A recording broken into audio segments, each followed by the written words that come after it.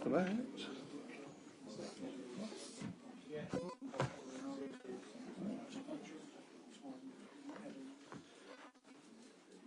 Good evening, members, and welcome to this meeting of Full Council. I am Councillor Andrew Hensman, Chairman of the Council, and I will be chairing the meeting this evening. This meeting is being webcast and it will be broadcast via the Council's YouTube channel. I would like to welcome all those in attendance and those watching the meeting virtually. This meeting is scheduled for 3 hours. I would be grateful if everyone could ensure that they keep their speeches concise and to the issue being considered. If members wish to speak this evening, please can I ask you to indicate by clearly raising your hand. I will then call the first speaker, but keep your hands, everyone else keep your hands raised until you're acknowledged so that we can swiftly go through the list rather than wait and get everybody's names down. We're not expecting a fire alarm, however, in the event of an alarm, please leave by the fire exits and assemble in the car park. Can I also remind everyone to ensure that they have their mobile phones switched to silent, please?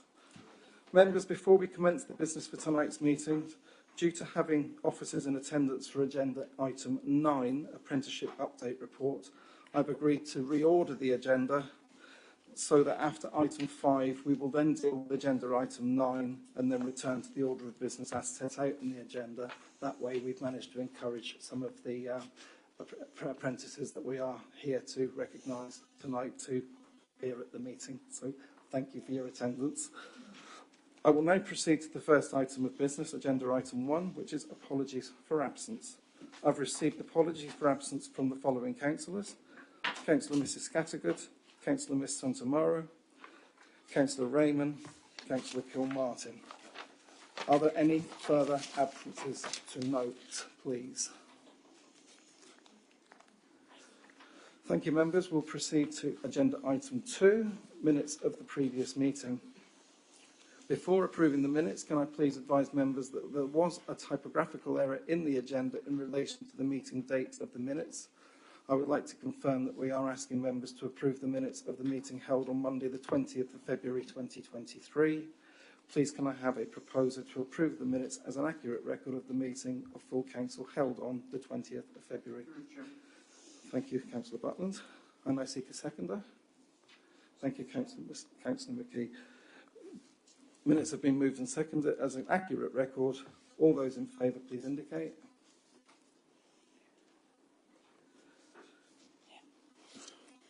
Any against? Any abstentions? No. Thank you, members. The minutes are approved. I will now sign them.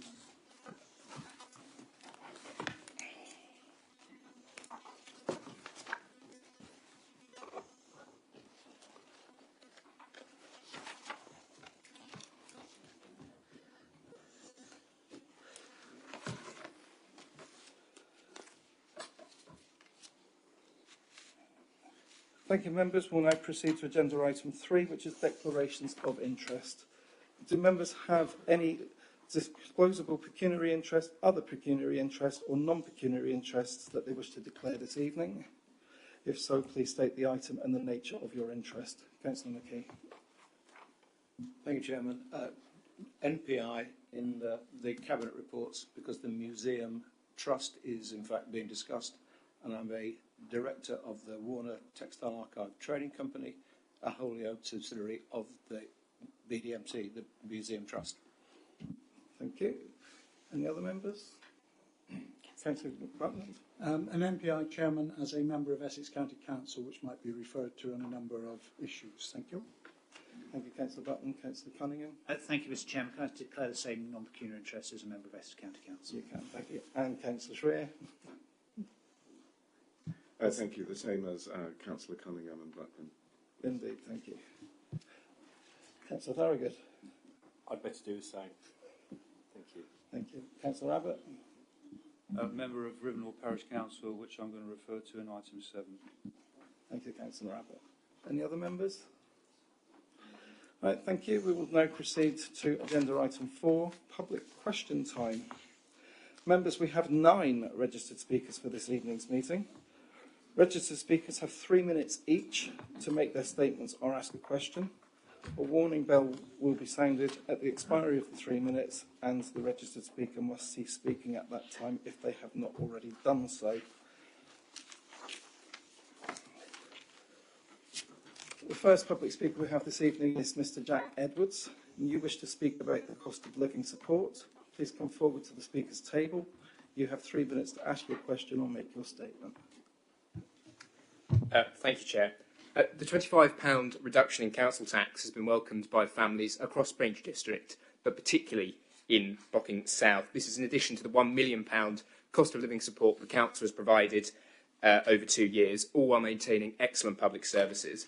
Could the council tell me what residents of Braintree District, particularly those in Bocking South, can expect from them in cost of living support over the next 4 years, and how it intends to work with the council and the government to deliver this support? Thank you, Mr. Edwards. I'd like to invite Councillor Ritchie to respond to this question. And please come around the speakers that have no right of reply. Councillor Ritchie. Thank you, Mr. Chairman. The cost of living support that the Council is coordinating will support the provision of food security and access to essential goods, and it will help the most vulnerable by supporting community groups and organisations to do more and will enable physical and emotional health and well-being for everyone, especially young people struggling to access services such as sport and leisure.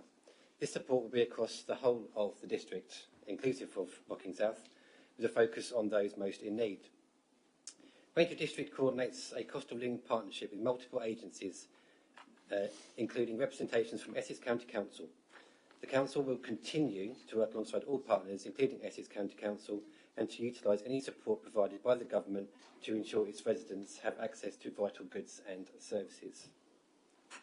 Braintree District Council continues to work with organisations and the community and voluntary sector, such as our partners at Community 360 and Eastlight, as well as directly with residents themselves to increase the capacity for support directly within the community.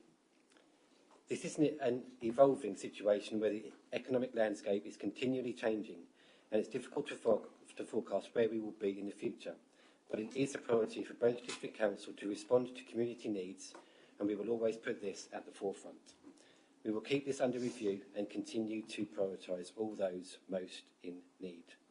Thank you, Mr. Chairman. Thank you, Councillor Ritchie, and thank you for your question, Mr. Edwards. Please, could you return to the seating? Thank you. The next person wishing to speak is Mrs. India Jayatalika, and you wish to speak about the current shortfall in the 5-year housing land supply in the Braintree District. Please come forward to the speaker's table, and you have 3 minutes to ask your question or make your statement. Good evening. I live in a ward of Braintree District that has been negatively impacted by the current shortfall in the 5-year housing land supply required by central government policy. This is galling for local residents, as we have an approved neighbourhood plan, as well as the Braintree District local plan, and yet the 5-year housing land supply target holds more weight than these other documents. This is resulting in the views of local residents being stifled and is overriding the expertise of district planning officers, as well as causing considerable strain on local infrastructure, such as GP services. How does BDC envisage this situation can be improved in the near future? Thank you, Mrs. Jayatalika. I'd like to invite Councillor Mrs. Spray to respond to this question. Thank you, Chairman. I'd like to thank Mrs. Jayatalika for her question.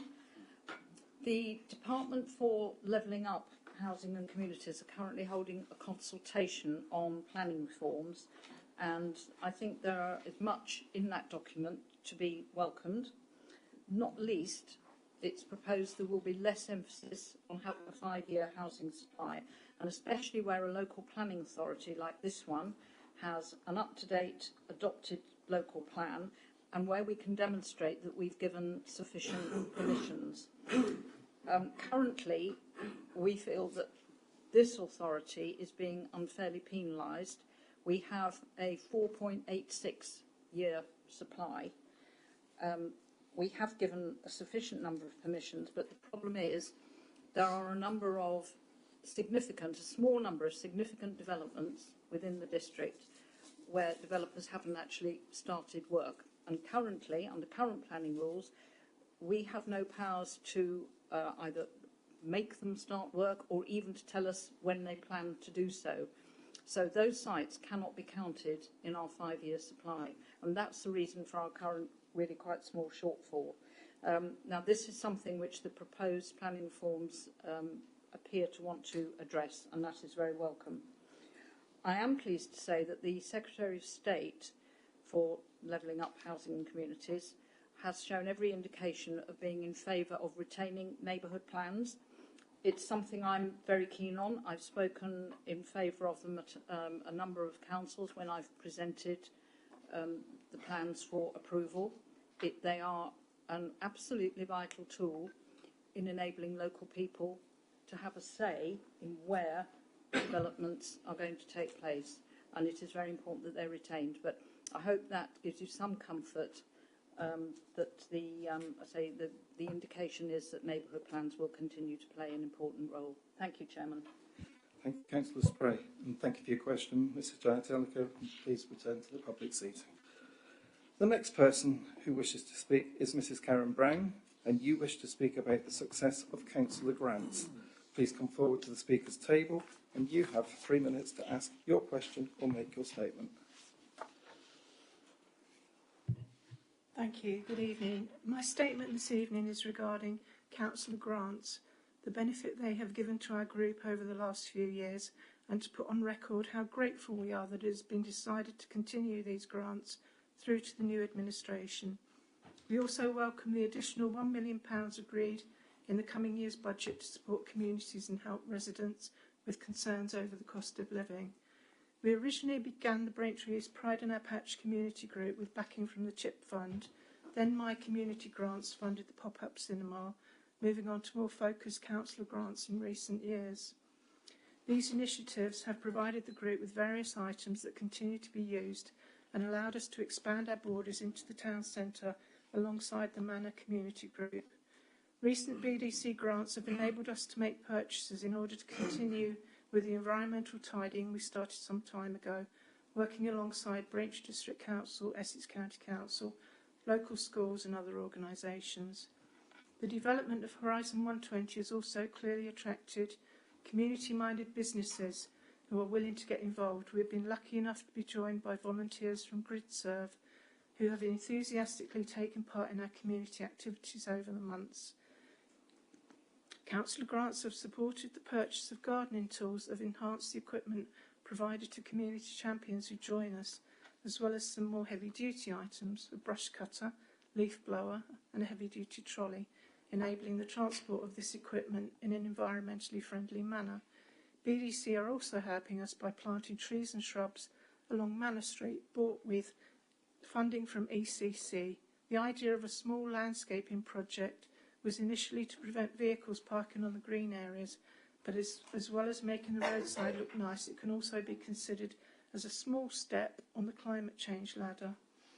Assistance from ECC has also allowed us to join the Parish Path Partnership, believed to be the first public footpath adopted in a town centre. This gives us the opportunity to take on a project we like to call the Blue Light Trail, which leads from Braintree Police Station down School Walk, along the Iron Age Road behind Manor Street and Woodfield Road, ending at the fire station. We hope eventually to adopt the path from Lakes Road to the yard on Rose Hill. I'd also like to take this opportunity to personally thank Paul Partridge, Stuart Thompson and Richard Bass for their continued support and encouragement that allows us to keep our patch as tidy as possible. A simple email request giving location and date of our activities ensures anything we collect, from vegetation to the sadly fly-tipped items, is always picked up in a timely manner. Thank you very much. Thank you, Mrs Brown. And again, I'd like to invite Councillor Ritchie to respond. Thank you, Mr Chairman, and thank you, Ms Brown, for your statement, which I wholeheartedly agree with. The Community Grant Scheme is one of the jewels in the crown of my portfolio, and I'm really proud to have it in my portfolio.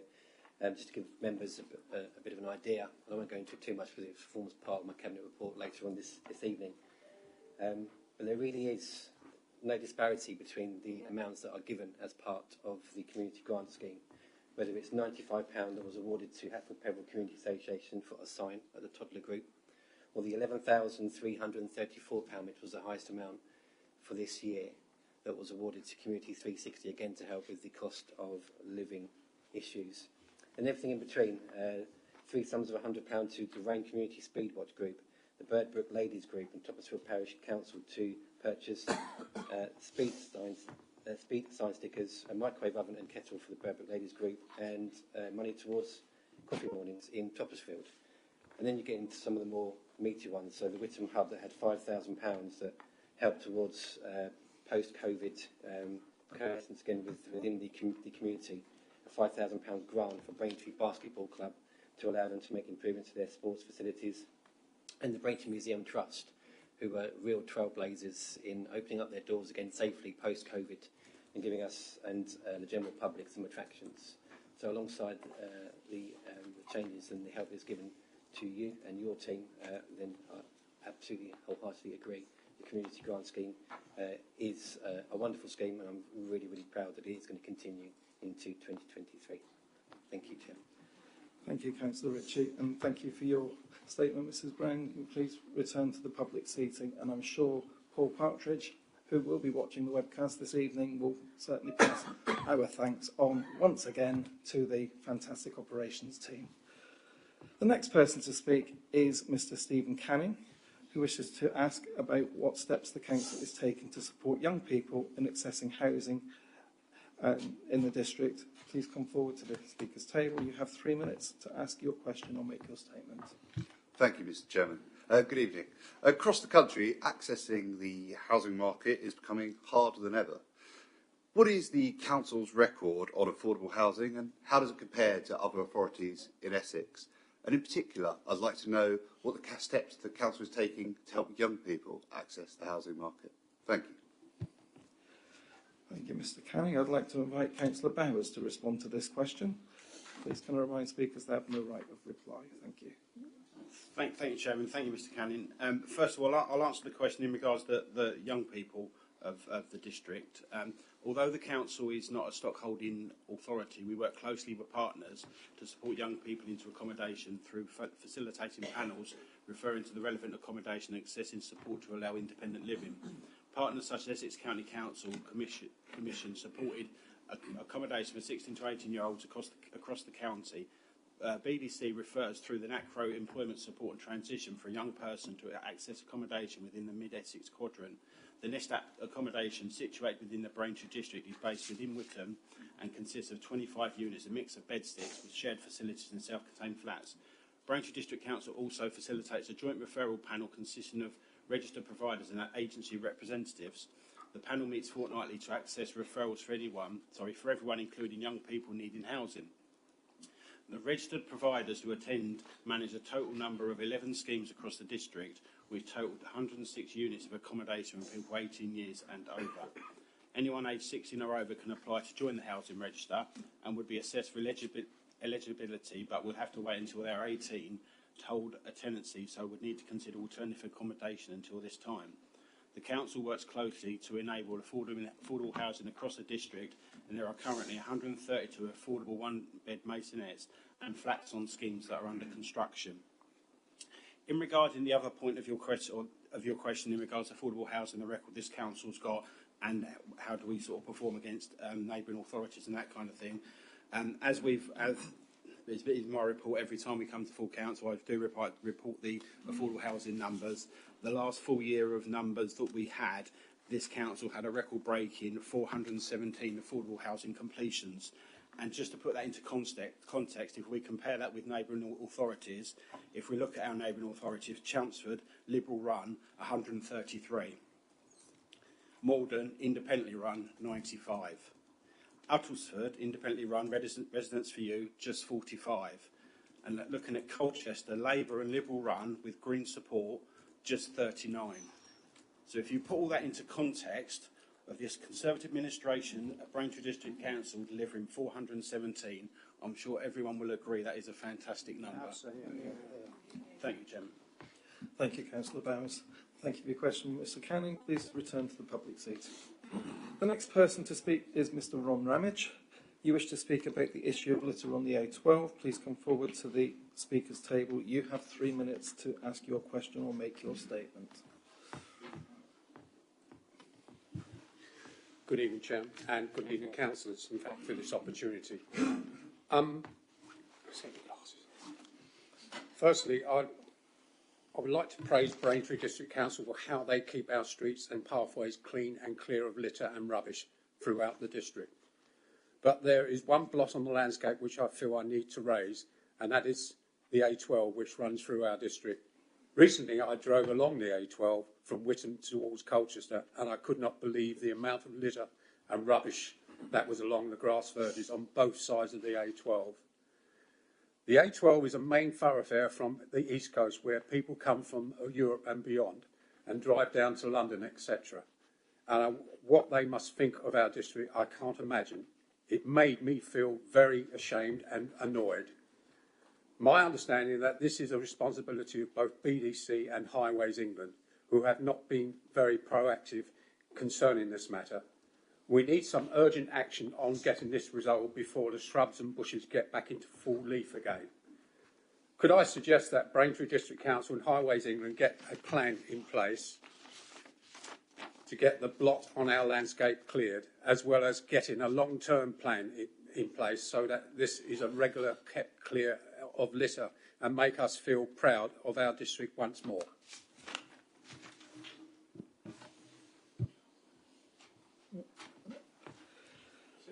Thank you, Mr Ramage. I'd like to invite Councillor Mrs Schmidt to respond to this question. And please can I remind speakers they have no right of reply. Thank you. Thank you, Chairman. Unfortunately, Mr Ramage, it is nothing to do with Highways England. It is just the local district councils. Anyone along the A12, Colchester, Chelmsford, Braintree, Brentwood, it's all actually our responsibility. And first of all, I thank you, of course, for the comments you make about the rest of the district being clean. National highways are only responsible for picking litter on motorways and certain trunk strategic roads, but sadly not the A12. Now, litter picking is quite a dangerous thing. And when we pick the Braintree bypass, we have to put in traffic calming measures. And just so that people understand, we do this 3 times a year, and each time it costs £20,000 to do it, because obviously the safety of our operatives is paramount. So to try and pick the A12 when we see the speed and the number of accidents along there is really quite dangerous. So, however, in Braintree, we are really fed up with it too, extremely fed up with it. And so last year's officers invited all other councils who are along the A12 to join as a group to look at this matter. And that wasn't an easy task, I'm sorry to say, but it now is. They are all fully engaged. And so what we've done, we've all put some money in, and we are going out to tender to do an exercise to undertake a single service provider, i.e. a contractor, to litter pick and clean the A12 along its entire route. This is due to go out to the market in the next month. Another thing that the group is thinking of is writing to the Secretary of State to actually ask them to transfer the legal responsibility for litter picking and cleaning the A12 from us, the principal litter authorities, to National Highways, who are far better equipped in terms and resource and staffing to deliver this, especially as they're responsible for the infrastructure and all other maintenance work on the A12. This, of course, would have much broader implications than just the A12 and would hopefully set a precedence across the country if it were to be approved. It is a blot on our landscape, but sadly it's the same throughout all trunk roads in the country, and I'm very pleased at the moment to see that people wondering and worrying about litter is gaining traction. And just a small advert to remind all members that this week is Keep Britain Tidy's Great British Spring Clean, and I hope you'll all go out there and do your bit. Thank you, Mr Ramage. Thank you, Councillor Smith, and thank you for your question, Mr Ramage. Please return to the public seating. The next person we have to speak is Mr Chris Siddle. you wish to speak about Coggeshall Town Centre, please come forward to the speaker's table, and you have 3 minutes to ask your question or make your statement. Good evening, councillors. Thank you very much for allowing me to speak tonight. I've operated my business out of Coggeshall for some 34 years, and it's a place that holds a special place in my heart. You know, I've worked there for most of my life. Coggeshall boasts something like 300 listed buildings and a market whose charter was first granted in 1256 by King Henry III. It's Braintree District's fourth town, and in my opinion, it's a true gem of our area. Coggeshall forms a regular part of my e-bike route. I have an e-bike and I travel all over the district on it. And I regularly stop at Bakerlicious Tea Shop. Other eateries are available if you wish. And I have a well-earned break at the Bakerlicious Cafe, and Jan, the owner, knowing that I'm an Essex County councillor, asked me why doesn't council look at creating a Piazza-type situation in the town centre of Coggeshall, which would be a fantastic asset. Now, compliments to the council for the work you've done in the other towns, in Braintree Town, pedestrianisation, and I know that you're starting in Whittam and Halstead soon, and we very much welcome that.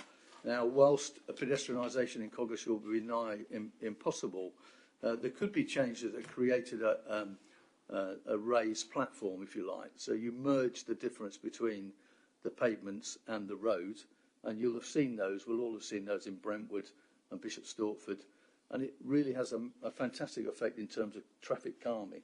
So that would be one benefit, the traffic calming. The other would be it would give a much bigger open space for things like special events and markets, that sort of thing. So, you know, it would be brilliant for the town, brilliant for our fourth town, and I believe this comes under Councillor Cunningham's portfolio. And Jan's, I'm delighted to bring Jan's excellent suggestion to this council. And as the member for Essex County Council and chairman of the Braintree Local Highways panel, I'd be delighted to work with the Braintree District to see if we could turn this into a reality. Thank you. Thank you, Mr. Siddle. I'd like to invite Councillor Tom Cunningham to respond to this question. Please can I remind the speakers they have no right of reply. Councillor Cunningham. Mr. Chairman, thank you very much. And I'm very grateful for Councillor Siddle of Essex County Council for coming to join us this evening here in Braintree and to raise these issues on behalf of Coggeshall. And first of all, can I just say I think he's absolutely right in terms of Coggeshall being a jewel in the town. Our wall towns in the Braintree district are unique treasures. Mr. Chairman, when I think of Coggeshall, I tend to think, being of a certain vintage, I tend to think of the TV series Lovejoy, filmed in the 80s and 90s, and obviously a lot of communities in this part of the world, Braintree included, featured very heavily in Lovejoy. I think the good people of Suffolk try to claim Lovejoy as theirs. No, he's not. He's North Essex. It's a North Essex programme. But there are great opportunities, I think, to promote Coggeshall and to see what we can do within the town centre post-election. Councillor Siddle quite rightly said there has been a focus on the three main towns, and work has been completed in Braintree. Work going to be taking place very soon in the upcoming weeks in Halstead and Whittam. And we've said that now we'll have to look at our town centres in a slightly different light in terms of how we can support them.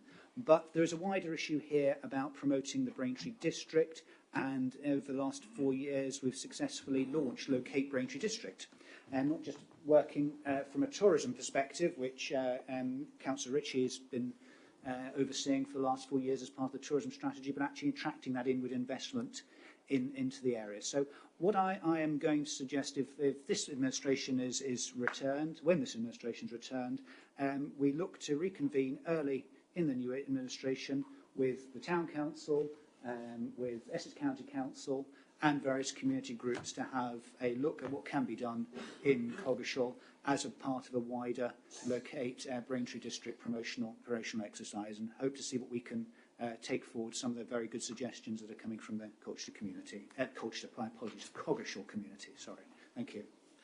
Thank you, Councillor Cunningham. And dare I say, not just to Coggeshall, but to the district as a whole, that they can always bring the chairman along to any event or any business to see what you have got to offer and showcase, and BDC does excellent PR on the back of that, and it is braintree.gov.uk/invite the chairman.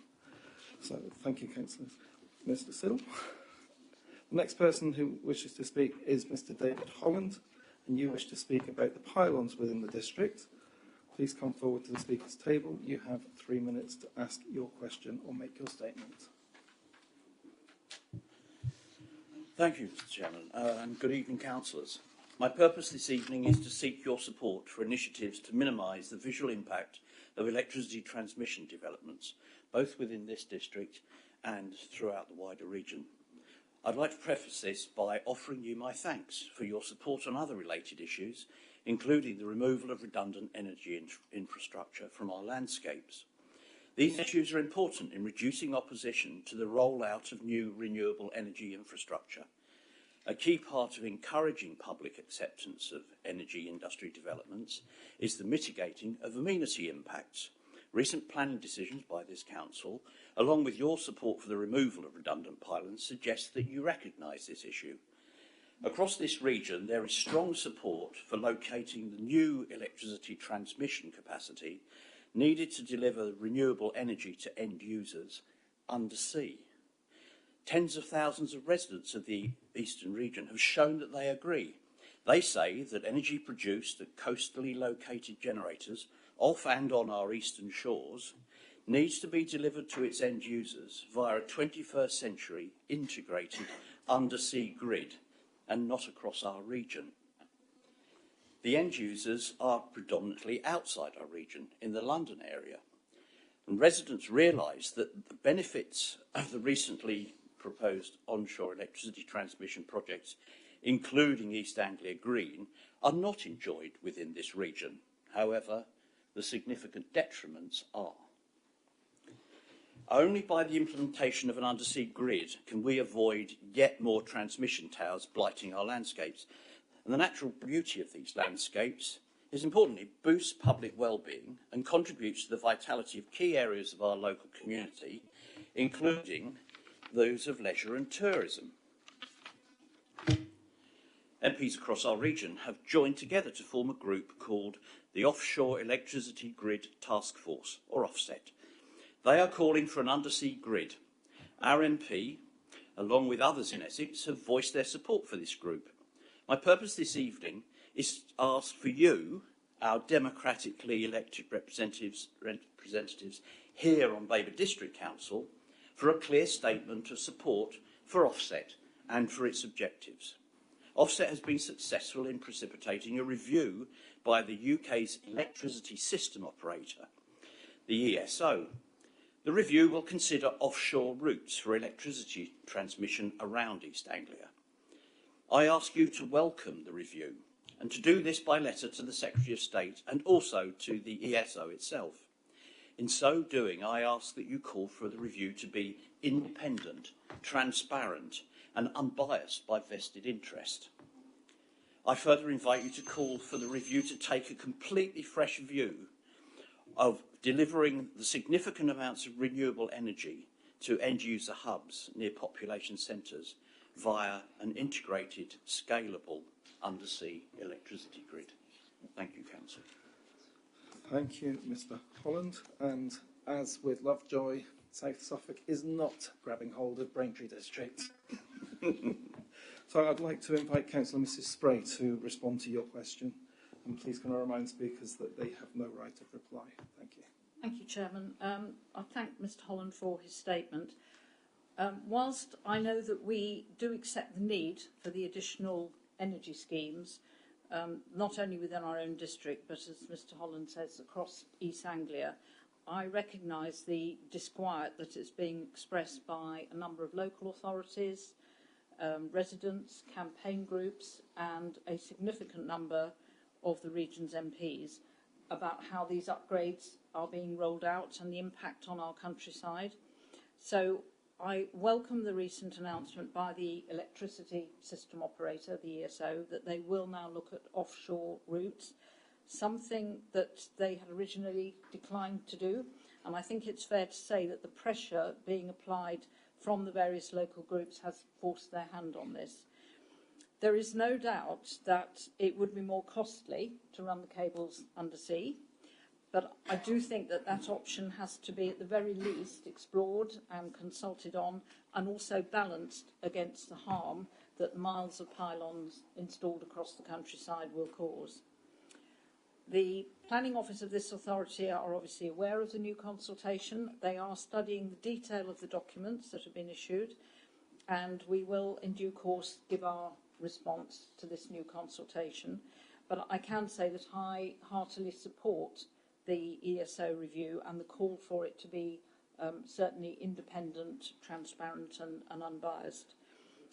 One further point, Chairman. As Mr Holland will know, because I copied him into the letter, I recently wrote to both National Grid and our MP James Cleverly regarding the removal of any redundant pylons and infrastructure to at least declutter the countryside. This applies particularly to the Bramford Twinstead scheme, but would also apply to the East Anglia Green project.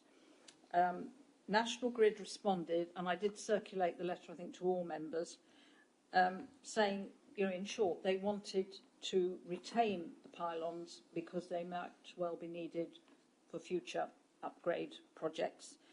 Our MP's response was very supportive, but he had received a similar response both from the Electricity Authority but also from Grant Shapps, Secretary of State for Energy Security and Net Zero.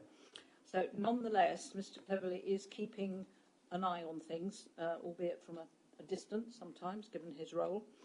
But we will continue to lobby both the Electricity Authority and the government for the undersea option, and also for the removal of the redundant infrastructure. Thank you, Chairman. Thank you, Councillor Spring. And thank you for your question.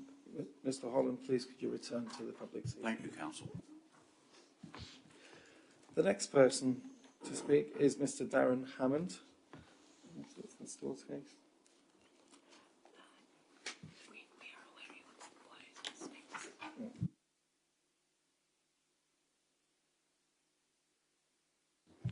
Thank you, Mr Chairman. First of all, I'd like to wish you... One moment, I haven't quite finished. Thank you. Oh, sorry. Apologies. We just wanted to introduce you in the right way. We understand you're here to speak on an item on the agenda this evening. Yes. Yes. Thank you. Thank you. Please proceed. You have 3 minutes. Okay, thank you, Chair. First of all, I'd like to wish everyone a happy International Day of Happiness, if no one did know. Okay. Right, I'm here to talk about Galley's Corner, or Cholesterol Corner, as it's known locally. Has previously been described as where Essex meets west and north meets south here in Essex. Residents of Cressin and many of the surrounding villages were keen to see the delivery of the new Millennium Slips project, which Essex County Council, in partnership with this council, were working to make a reality. This piece of infrastructure would have helped to solve the current situation, where local villages are burdened multiple times a day with traffic hold-ups and many hours of residents and business, mine alike, time are wasted stuck in traffic. Although some are content to see this situation continue, I know that ordinary hard-working residents want to see action and measures to improve traffic flows and air quality locally. Whilst I welcome the decision by this council to reallocate the money for the now provided much-needed support residents of the cost of living concerns, can the council update the residents on what it now envisions as the long-term future of the A120 and the Galley Corners to be, and whether it will back any future plans to better the A120, which will improve air quality and journey times of residents in Crescent and the surrounding villages? Thank you, Mr. Hammond. I believe Councillor Buckland, you're going to respond to this. Thank you, Chairman, and thank you, Mr. Hammond, for raising this. I think on this side of the chamber, we were all extremely disappointed that the bid for money for the Millennium Slips was not successful in the levelling up bids. And we fully understand the need for Essex County Council to have to look at its capital programme. It still remains in the Essex County Council capital programme, but a realisation that it would not be deliverable right away. The issue, and of course the main way of solving the problem is the extension of the A120, which we await a decision for government on funding on RIS3. The County Council and Braintree District Council are in full agreement as to the fact that we should be pushing for the extension, Chairman, of the A120 and the route for that. And we will work very closely with them. But in the meantime, I'd love to be able to say to Mr. Hammond and to his people who live and suffer on a daily basis the congestion around there, that it would be something that could be dealt with quickly. That, unfortunately, will not be the case. It will be there for some while, but this side of the chamber does remain committed to trying to get it solved. Thank you, Councillor Butland, and thank you for your question, Mr. Hammond. Please could you return to the public seating. The next person to speak is Mr. Michael Staines. You wish to speak about the Finchingfield Bridge. Please come forward to the speaker's table. You have 3 minutes to ask your question or make your statement. Thank you, Chair. Thank you, Council. With Mark Alt and I'm standing as an independent candidate in the district election on the 4th of May for Three Fields, and Three Fields sends 2 councillors to this council. Unlike Mark, whose question related to the suitability of Wethersfield as a site for human incarceration of any type, which was approved on Friday and was then rejected today at 4 p.m. No, Mr. Staines, please stop. We have dealt with Mr. Alt privately outside of this meeting. It is not appropriate to mention it as part of this. Okay. You are here to raise a question on Finchingfield. If you could proceed. I'll do that. In the last full council meeting, Councillor Butland requested direction from the Finchingfield Parish Council on the Essex County Highways application to demolish Finchingfield's old bridge on the B1053 and replace it with a wider, flatter 40-tonne bridge with straighter access achieved by the loss of some of the village's historic green space. The plans also included a temporary bridge for the duration of the works, which could last up to a year. The Parish Council consulted and concluded their opposition to the plan at an extraordinary meeting on the Tuesday the 21st of February, before it was subsequently added to the planning portal on the 23rd of February and well before the closing date of the 28th of February. During the extended consultation period, the public planning portal filled with comments and submissions from a range of interested parties, leaving just 2 gaps at the close of the consultation from high-profile consultees, including Mr. Butland. So it's not clear how the Finchingfield Parish Council opposition to the plan is being promoted within Braintree District Council and Essex County Council, and whom is advocating their position. It's also unclear how the planning process will be concluded. The highly disruptive works were scheduled to start in April, just a few weeks' time. Thank you for the update on this important issue to the residents of Three Fields, and the restriction on any Braintree District resident asking a question to its elected representatives in this forum, especially when they have to be submitted days in advance, is a worrying recent development and should be a key area of review in the earliest days of the new administration. Thank you. Thank you, Mr. Staines. I'd like to invite Councillor Butland to respond to this question. And please can I remind speakers they have no right of reply. Councillor Butland. Thank you, Chairman, and thank you to Mr. Staines from Cobbleshaw for his interest in the Finchingfield Bridge. He won't know this, of course, I have been working very closely with Finchingfield Parish Council and the Chairman. I gave advice as to how things might be approached. It is now an issue for Essex County Council as a planning application which does not which is not determined by this authority, but determined by Essex County Council. And if he has any more questions at the moment on the timescale of that, etc., I would suggest he contacts Essex County Council or contacts his local county councillor who is sat opposite. Thank you, Councillor Butland.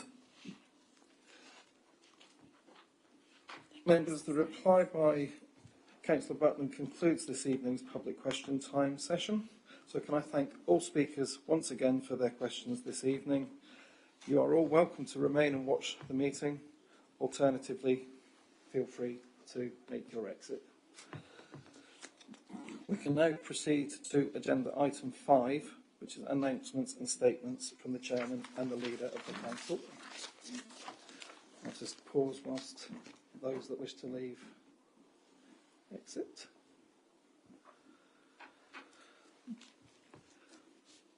So I start my announcements this evening, whereby it is with great sadness that we learnt of the passing of a former colleague, which was Barry Broyd, who represented Gosfield and Greensted Green Ward until 2007, and our thoughts are with his family at this time. Since my council announcements last month, I've attended another 8 engagements, and following my advert, I may continue to showcase more of our wonderful district should anybody wish to get in touch. The ceremonial position continues despite the future pre-election period. And as Baber was mentioned this evening, I had the pleasure of viewing the Key Theatre at Sudbury, which many will not realise that where the district boundary is just up the hill from Sudbury, it is but a stone's throw from that boundary and is a hidden gem, albeit in Suffolk. Unfortunately, I can't claim that as North Essex. However, it does showcase that we could do with some kind of arts venue in this district, and I would love to find some partnerships, or rather that we could have something in Braintree, Witham, Halstead, or wherever we can find somewhere to put it.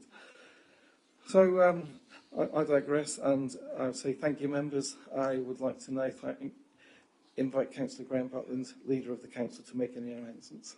Councillor Butland. Chairman, I only want to make a statement on one issue, one which is clearly making a lot of noise, if I can put it that way, and that is the issue of Wethersfield Airfield.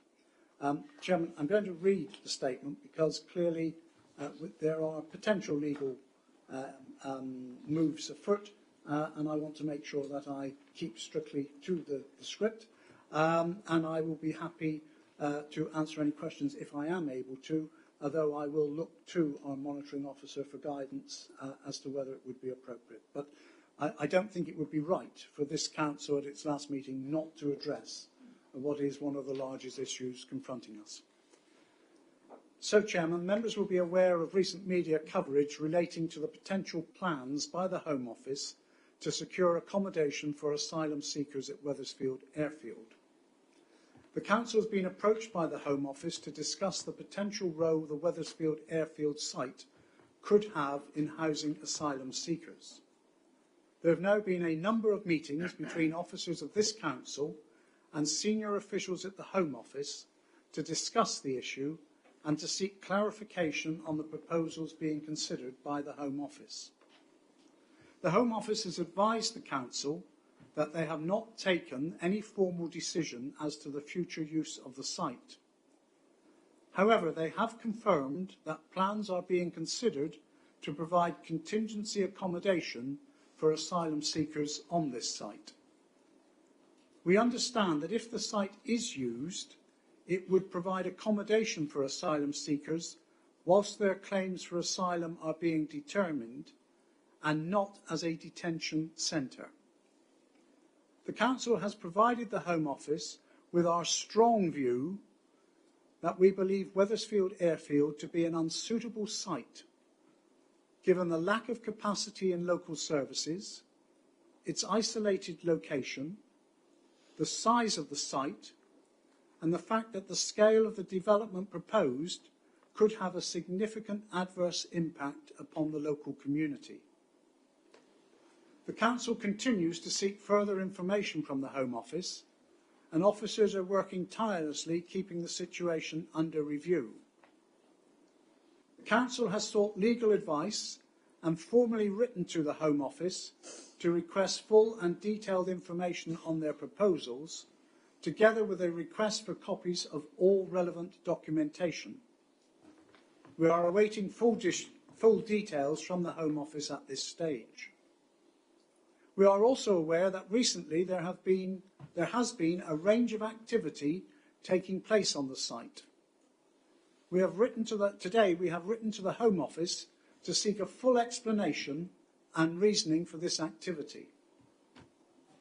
In the meantime, Chairman, the Council reserves all legal rights, including the ability to challenge the Home Office on their decision-making, and the Council's right to consider all available legal remedies. including its ability to seek an injunction if that becomes necessary and appropriate to do so. I would like to thank all of those who have been working with the Council, including, but not limited, to the parish councils in the immediate vicinity, local community groups, and members of the public. We understand how these proposals can give rise to uncertainty, and we will continue to keep residents updated on this matter when we know more via the Council's communication channels. Chairman, this is a rapidly and quickly moving situation, and as soon as we know any more, I will ensure that all elected members are informed of the situation. Thank you, Chairman. If there are any questions, if you permit any questions, I'm happy to take them. Thank you, Councillor Butland. First, I'm going to ask the Head of Governance and Monitoring Officer to give some advice. Chairman, if I may, given the ongoing discussions between the Council and the Home Office and the ongoing considerations by this Council at this time, my advice would be it would not be appropriate to take questions as part of this meeting. However, as Councillor Butland has indicated, the Council will continue to provide regular updates as indicated and where possible. Thank you. Thank you. Councillor Abbott. I would like to ask a process question, please. Councillor Butland, can I thank Councillor Butland for his statement? Whilst these issues are clearly of huge importance to the district and are extremely sensitive, he just now clearly expressed a view on behalf of the administration as to the administration's position. As a process question, can it be explained why two speakers, one who was going to attend tonight but was advised he couldn't ask his question, and another who was just shut down just now, were not allowed to ask their questions when the Leader of the Council clearly made a statement which indicated his view, or at least that of the administration? It's just a process question. It's not talking about the merits. On this side of the chamber, we'd be particularly keen to know what the answer is. Chairman, if I may, I can answer that one if that's okay. Yes, please. Councillor Abbott, just in relation to the matter, the Council are working with the Home Office. We are in discussions with them in terms of their proposal. As you've heard today, we are considering all options available to us as a mechanism through which we may wish to challenge any decision that the Home Office may take. As a result of that, we do need to be careful and mindful of the legal process or any potential legal process that we may wish to take at this time in relation to the proposals. And for that reason, we would disallow the questions relating to the topic, and that is in accordance with the Constitution. Thank you, Chairman. Thank you. Members, as I indicated at the beginning of this meeting, we will now deal with agenda item 9, which is the Apprenticeship Update Report. And thank you to our people at the back there for patiently waiting. We will hold you no longer. Members, this item is set out on pages 70 to 71 of the agenda. And please can I invite Councillor McKee, Cabinet Member for Finance and Corporate Transformation, to introduce the report, and I believe you have a presentation. Thank you, Chairman. Well, I have to say, I asked to have this put on the agenda because at a portfolio review recently, Charlotte Carswell was awarded an offsite for her activities as a qualifying as part of the apprenticeship. And I thought it was about time we took some time to celebrate a number of apprentices, quite a large cadre of apprentices that work for this authority and I think are part of our future. So I'm going to do a short presentation which I think just makes the case very clear. Next slide. For those of you who don't know, the apprentice programme makes use of the levy. The government introduced a levy in 2017 which allowed authorities like us to claim up to 95% of the costs of the education training for these young people, and therefore it's good value for money for the taxpayer, as well as actually producing a cadre of well-trained, well-educated public servants. And it allows us to recruit talented people and support them to grow in their chosen careers. And in fact, will come some case studies where people have chosen this career whilst they're an employee and gone into an apprentice scheme to develop themselves further. It enables us to address our skill shortage in particular fields, offering career starters the chance to obtain direct experience and training in focus areas. And tonight, I'll straight on, we're going to celebrate the continued success of our apprentices and take pride in the positive contributions they make to our people and our broader economy. Next slide. And so let's bring some of our young apprentices into the spotlight so you can see that it's really what it's really all about. Because I think many people come into contact with them, and I'll talk about some of where they're working across the authority, but I don't think anyone realises the scale and the value that these young people bring. Next slide.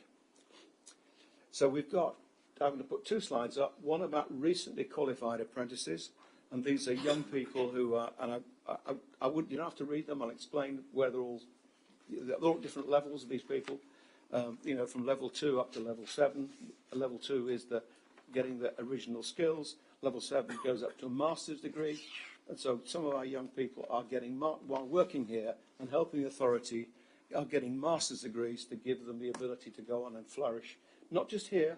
And we've had apprentices who've got that, particularly in finance, gone to work for the big audit and finance firms outside in London. So we're fueling our economy as well as our own need.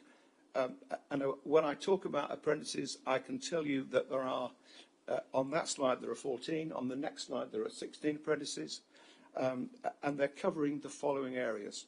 We've got customer services, business admin, housing communities, commercial procurement, marketing, finance and accounting, about 5 people in finance and accounting, I'm pleased to say, audit, planning, ICT, 1 in ICT, strategic investment, and I'm going to ask I wouldn't call it apprentice, the young person who is actually in strategic investment, she's agreed to come forward and say why she thinks it's a good thing for us to have these people amongst us.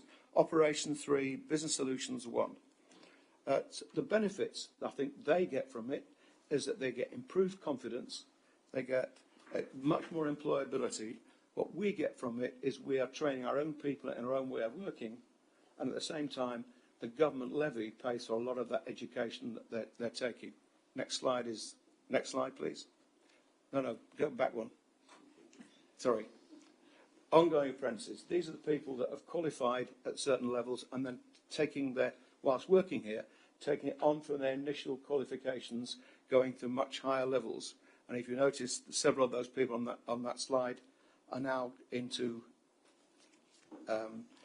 town planning, chartered, and at the bottom, women in leadership and operations. These are level 5, which is moving towards that degree level of education that we're taking for our staff in an important part of operation, like planning, like operations and the like. Next slide. Just quickly, two highlights, one of which Fiona is in the back of the room. I'm going to ask you all to stand up, not now, but stand up and take an applause from the council. I think you're a remarkable young group of people. And I think the quote I liked that she said, "My apprenticeship enabled me to proceed with working towards becoming a chartered town planner, where the RTPI is the degree as the degree is accredited." So this is giving them qualifications that are recognised globally outside the council. So we are actually bringing people to a fantastic level of qualification. Next slide. And I think you'll all be aware of Lauren. Lauren has been with us, and I think Frankie and I went to an award ceremony in 2017, where she was almost won the Apprentice of the Year for, I think, Essex. But she's now gone from that school leaver, coming, get an apprenticeship, and now she's level 5 managing the organisation, vying for senior management. So this is someone that's ambitious to get on, and I wish she was here tonight, because I would have. And I think, she's a fine young lady who is doing a great job for the council. Next slide. So this is a bright future for apprenticeships. There's some talk about whether the levy will continue, and I think there's been for some of our officers have written with cabinet members when the budget was being done, to make sure that the government is in fact aware we value this apprenticeship levy enormously, train our young people. And if you see next in the middle of there, just how many apprentices we've had 78 apprentices through the organisation. 30 of apprentices have completed their apprenticeship. 22 apprentices have moved on and gone to work elsewhere, and 25 are still with us working in the organisation. We're trying to hire some more in that apprenticeship levy, and as you can see, the appetite for apprenticeships in local government is obviously increasing, and the sector welcomes apprentices. And I'd like to, just before I conclude, can I ask Sailor to come and perhaps give your insights as to what it's like to be one of the apprentices. I know you work in strategic investment, which is a sort of glorified area for the authority, but perhaps you'd like to come forward and just give my colleagues, and by the way, it's not been scripted, all right? Not a single word of script has been given to Sailor. Hello. Yeah, literally I was given 5 minutes notice before that I was going to say a few words, so good evening. Well, I think firstly I'm just going to correct Councillor McKee. Good. I'm not a young person, so I'm really grateful for this opportunity. Everyone's young to me, by the way. So it isn't just for young people. I left school, did my A-levels, started work, so I left school without a degree, so this for me is a great opportunity. So I'm doing the level 7 apprenticeship, senior leadership, which will then lead me on to an MBA at Cranfield University, which is in the top 10, one of the top 10 business schools in the world. So it's an amazing opportunity for me and for Braintree, who have supported me. I've been really fortunate because I've had support from my director and from Councillor McKee in this opportunity. And it's just opened up so many doors, networking opportunities with both private and public sector as well, which I'm hopefully bringing all of that experience back in my day-to-day role. Thank you.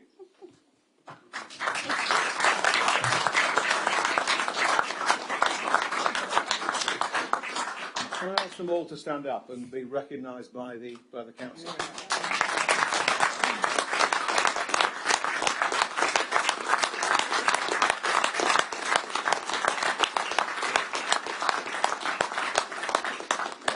Thank you. And in closing, I would say, just next slide but one, I think this council recognises and takes pride, absolute pride, in the positive contribution that you make in all areas of BDC. I think we explained what those areas are. And our programme continues to contribute to the future success of our council, our people and the broader economy. I think you are our future. Thank you. Thank you, Councillor McKee. Members, as this report is for noting, there is no decision required of the council tonight. But I will just say I am also very impressed with the calibre of staff that we have, whether it's from Paul Partridge right the way down to a school leaver. They will certainly be shaped into something amazing, as you've all seen. So do any members wish to speak on this item? And if so, please indicate by raising your hands, and keep your hands raised until you've been acknowledged. Councillor Abram. I'm very impressed with what I've just heard, but the thing being is I noticed they were nearly all women, so I'm really doubly pleased that the examples you've given involve women. So good on you. Let's hope you keep it up. What I would say is we've got I mean, I call them young people because from my vantage point, you know, everyone that's under 40 is a young person.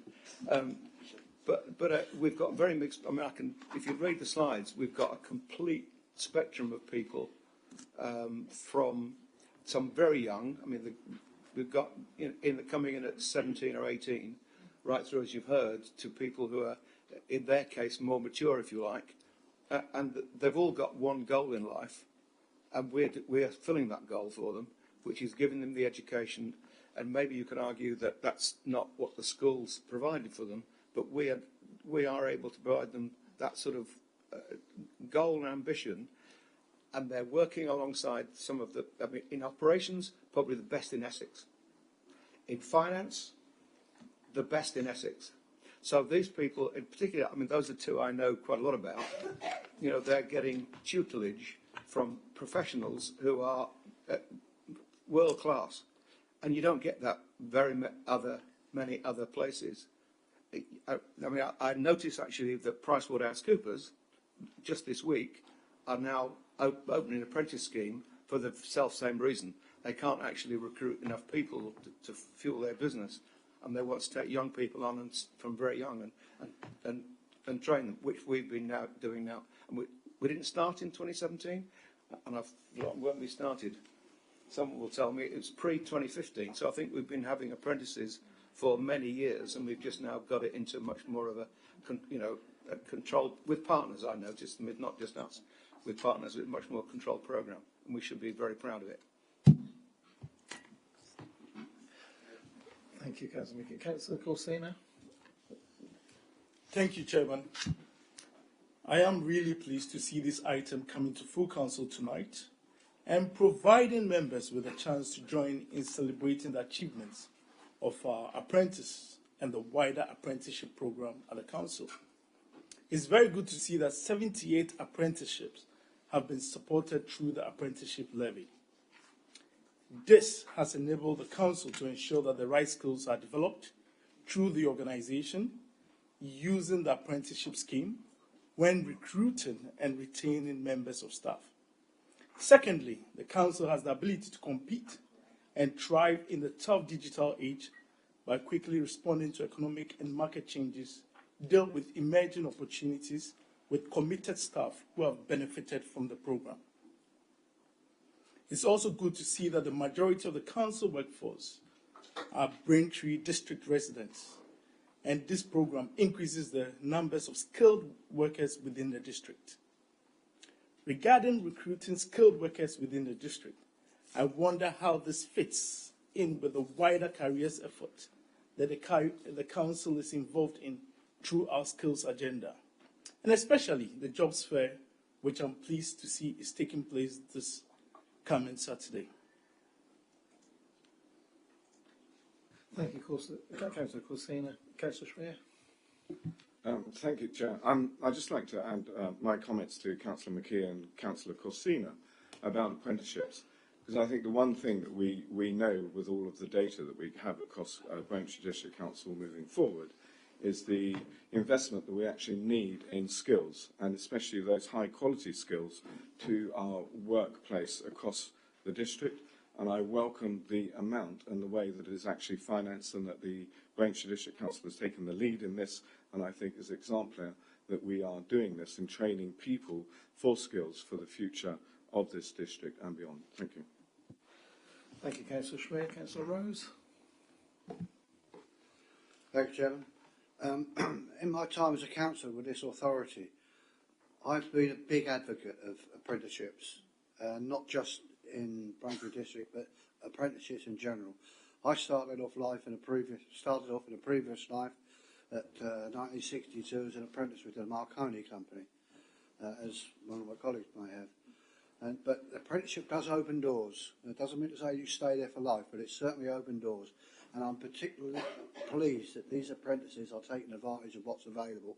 And I believe that Braintree District should be applauded for the wonderful apprenticeship system they have on all different disciplines, not just one. So thank you, Braintree, because it's acorns and oak trees, Chairman. Thank you. Thank you, Councillor Rose. Councillor Ritchie. Thank you, Mr. Chairman. Yeah, I am a product of what was the old youth training scheme many years ago. So, just for yourself, if apprenticeships work. In this instance, Braintree District Council showcase how to be a responsible employer when it comes to apprentices. I know a number of companies nowadays that, because they contribute to the apprenticeship levy, feel they have to have an apprentice and see it as cheap labour, which is a real shame. I think here we give our young apprentices opportunity, life skills and life chances. And I think everyone has to be commended for taking part in this scheme. Thank you, Mr. Chairman. Thank you, Councillor Ritchie. Any other members? Right, well, at this point, I'd normally ask Councillor McKee if you'd like to reply to the comments, but you've already done that. So, as a rarity, I will allow you to finish off as long as it's brief. If I may, there was mention of a jobs fair, and I would, with your indulgence, I'd like to invite a colleague to make a comment, because that's a skills portfolio, not and not my portfolio. I don't want to step on anyone's toes, but Councillor Bowers, I think, could add some commentary on that. Is that okay? Yeah. Councillor Bowers, go on. Thank you, Chairman. Firstly, I welcome this item coming to full council tonight, and thank Councillor McKee for that. Being the cabinet member for skills, I know not just how important apprenticeships are and that the skills agenda is, but also how revered our own apprenticeship scheme is.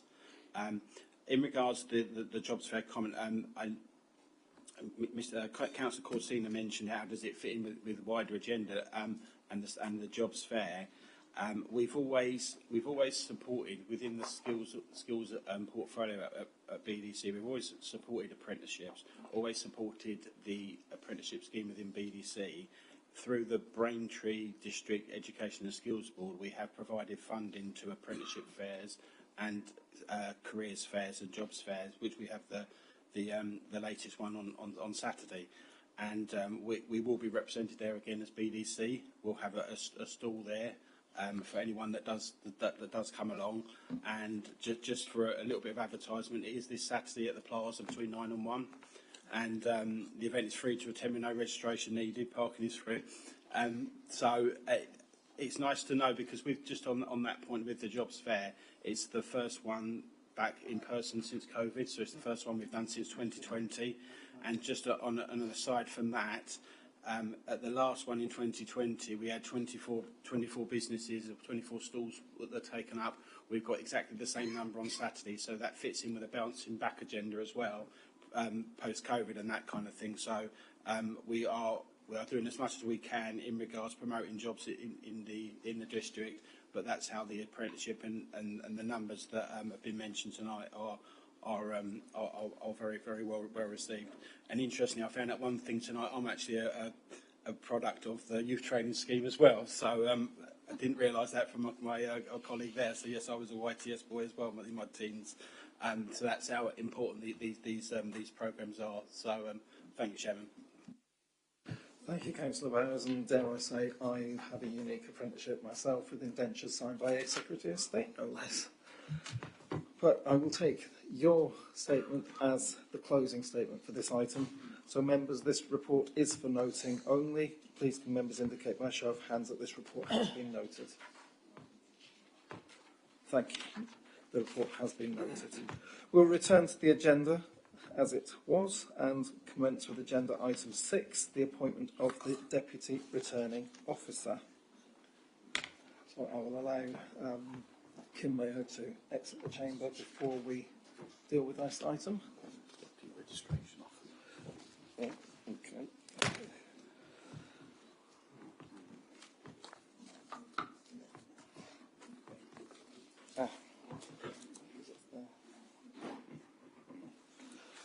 Apologies, members. It's the appointment of the Deputy Registration Officer. Members, this item is set out on pages 5 to 7 of the agenda, and as this item considers the appointment of Kim Mayo, she's now left the chamber, so we can now discuss the item. Please can I invite Councillor Butland, Leader of the Council, to introduce the report and move the recommendations, and please can I remind you that before you make your speech, your recommendations must be seconded. Councillor Butland. I formally move. Thank you. And please can I have a seconder? Only seconds, Chairman. Thank you, Councillor Cunningham. Do you wish to reserve your right to speak? Reserve right, please. Thank you. Thank you. So I'll now invite Councillor Butland to speak on this matter. Very briefly, Chairman. Members will see in paragraph 3.1 that Braintree Council is required by law to appoint an officer of the Council to the position of Electoral Registration Officer, or ERO, as most of us would know. In the Braintree District, this role is held by the Chief Executive. However, in 3.3, you will see that the Electoral Commission guidance recommends the appointment of a Deputy ERO to carry out the functions of the ERO should that person in any way not be available. So to follow the Electoral Commission guidance, there is a proposal in here that the Head of Governance and Monitoring Officer, Kim Mayo, should be appointed as the Deputy Electoral Registration Officer with the full powers of the Electoral Registration Officer in their absence. I should say that although Kim has left the room, there is no additional payment related to this appointment. I so move, Chairman. Thank you, Councillor Butland. Do any members wish to speak on this item? If so, please indicate. Councillor Abbott.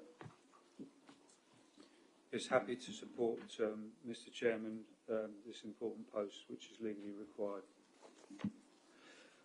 Thank you. Any other members? No. So, Councillor Cunningham, you wish to? No. So, Councillor Butland, as the proposer of the recommendation, would you like to reply? Thank you. So, members, the recommendations are set out on page 5 of the agenda have been moved and seconded. All those in favour, please indicate.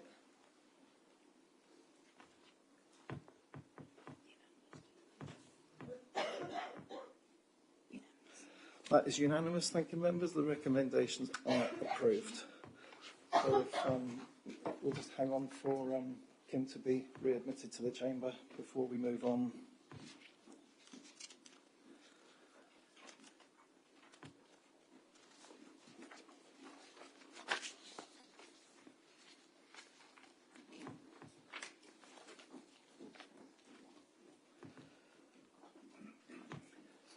So, commiserations, Kim, you've been appointed.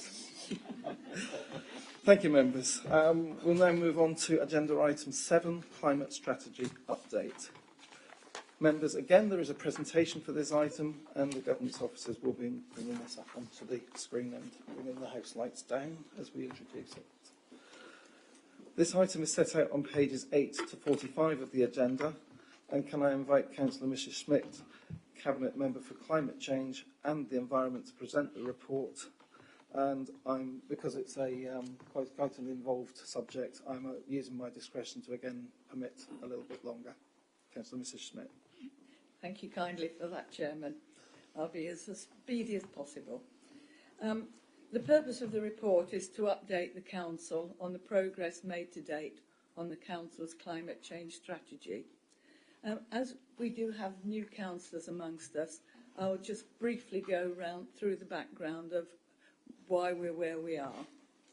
In July 2019, the Council declared a climate emergency with the aim to make Braintree District Council activities, as far as practical, carbon neutral by 2030.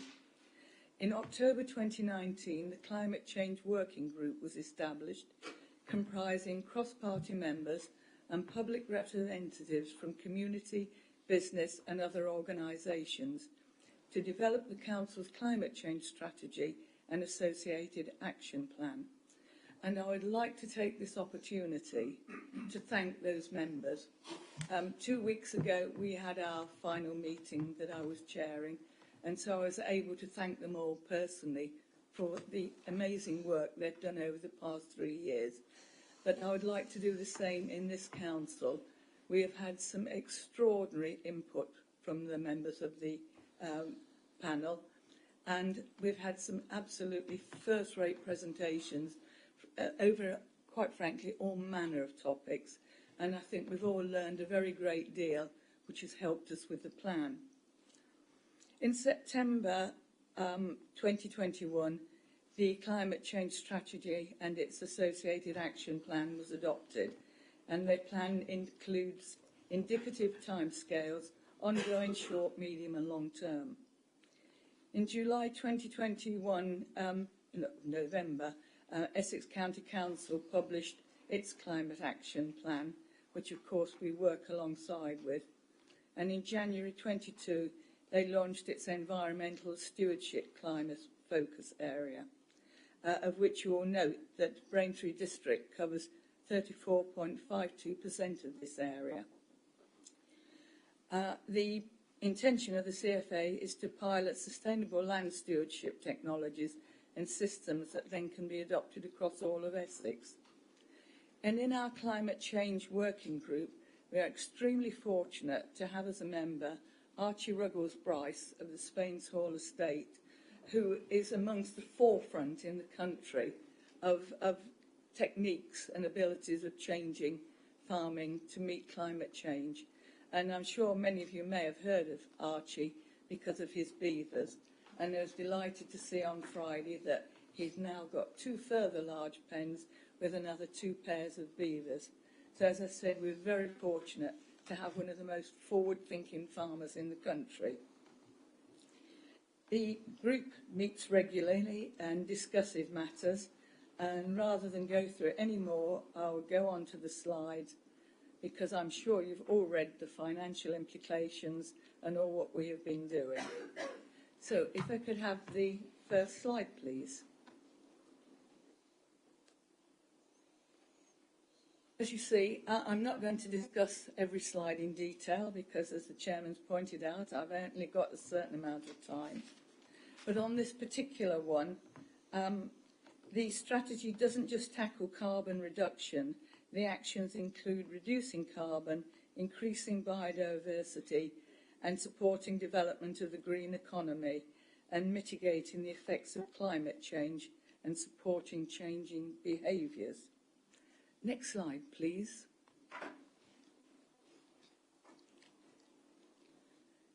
Resources. As you can see, the council has direct resources and those that support the district. And these, that again, is trying to reduce the impact on the world's natural resources. This is obviously something that we cannot do alone and has to be done in partnership and encouraging businesses and other groups to change their behaviour. Just a simple one. For some years we've been offering subsidised compost bins, and now we also offer subsidised water butts. And I think the weather that we had last year will show members how important this is. And next slide, please. Thank you. Energy conservation.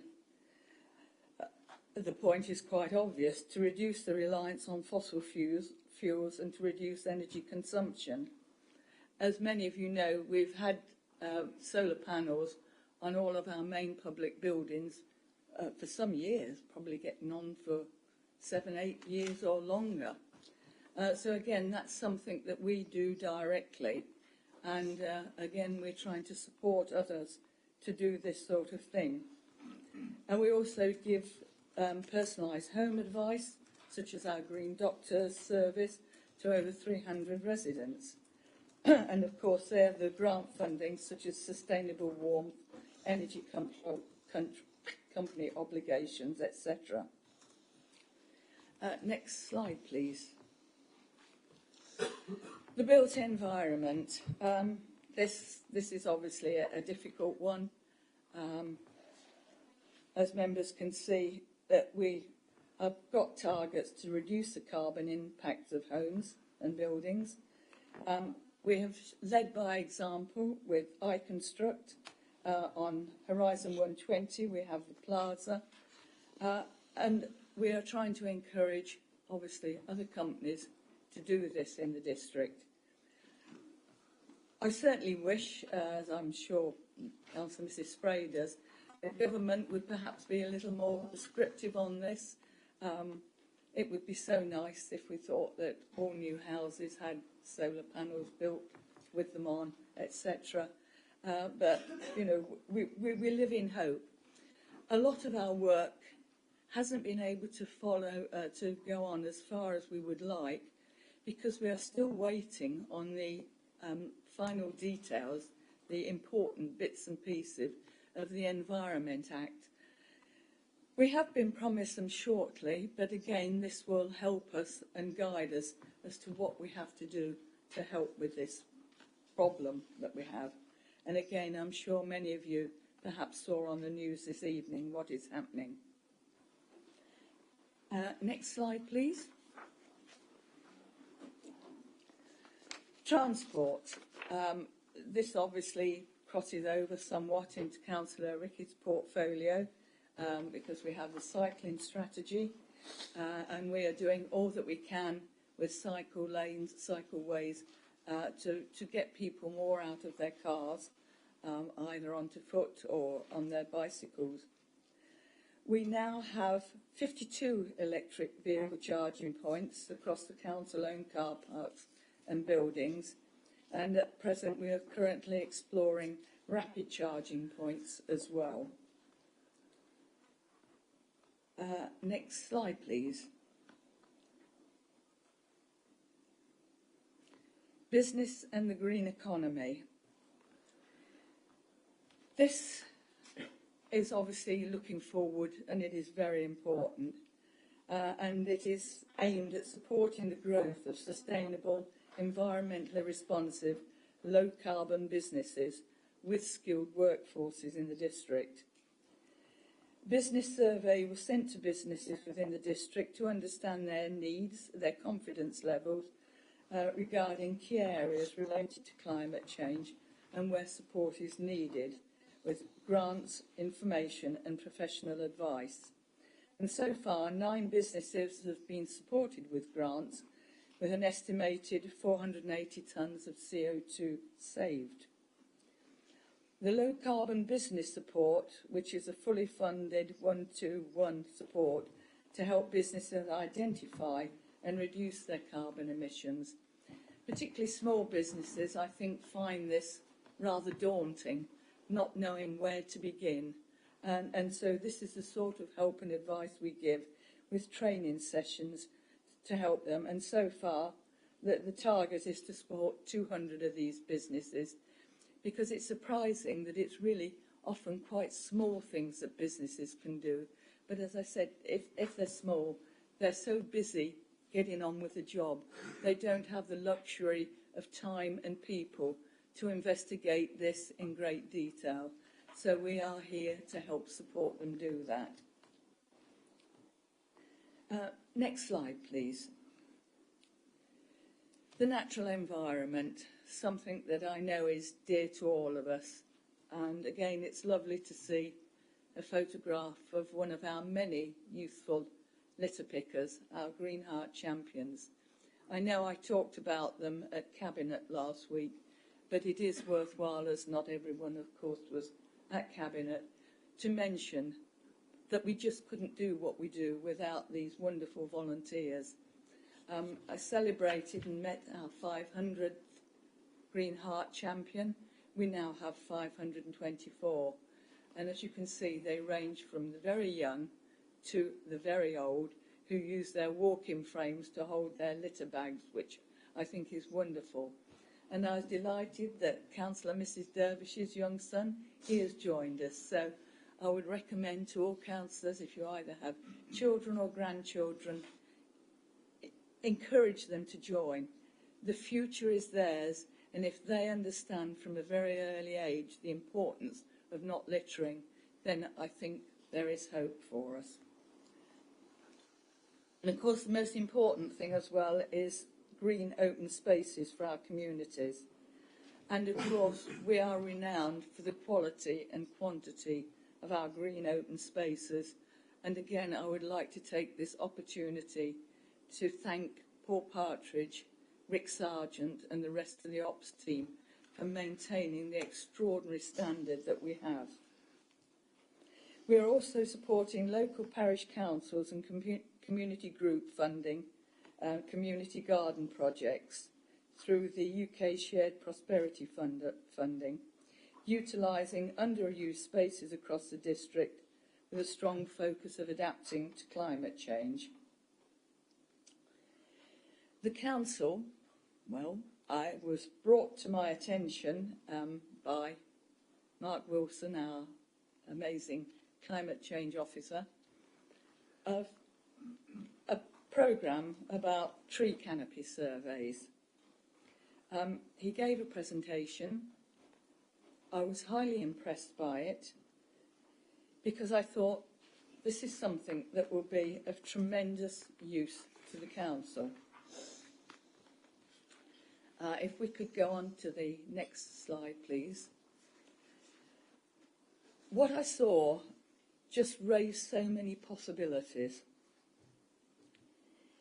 It gives us the ability to note and see every tree within our district that is over 3 metres tall. It will show us where there's corridors, where there's spaces. But we have to accept that, of course, we are primarily an agricultural area, and that a great deal of our land is given over to feeding the people of the country, which is most important. But by having this survey, we'll be able to do so much more with it. As I said, it shows all the trees that we have, and it's going to be extraordinarily invaluable. It will go down to ward level, and when it's fully implemented, every ward council will get a copy of their own ward. This will be available in the summer. Now, I realise this is not just an invaluable tool for climate change, but it is the most brilliant tool for our planning colleagues, particularly when new developments come along. They will be able to see exactly what trees are on the site, which will give them informed decisions on matters relating to planning. And so it was very nice. We went half and half on the cost of this programme. So that's lovely working, no working in silos in Braintree. If you could go on to the next slide, please. This just gives you a flavour of what you'll be able to see. And that's Causeway House with all the trees surrounding it at present. You can see Weavers Park and many other areas, but most importantly, you can see every tree that is over 3 metres tall. And as I said, come summer, you will have this available for all of your wards. It will help to see, as I said, we're an agricultural area, but it will allow us to see where there can be corridors, wildlife corridors, and other needs. I was very disappointed coming to the end of my tenure that I wasn't able to sign off the updated tree strategy, which I last did 4 or 5 years ago. And as I'm sorry, and I will bore you all with it again, but some may not know, some 51 years ago, I first became a councillor because my local council chopped down 64 trees in the avenue I lived in and the avenue next to us, with no reference to the inhabitants. And then when I challenged them, they told an unfortunate mistruth about why it had been done. And this incensed me greatly, and that made me become a councillor.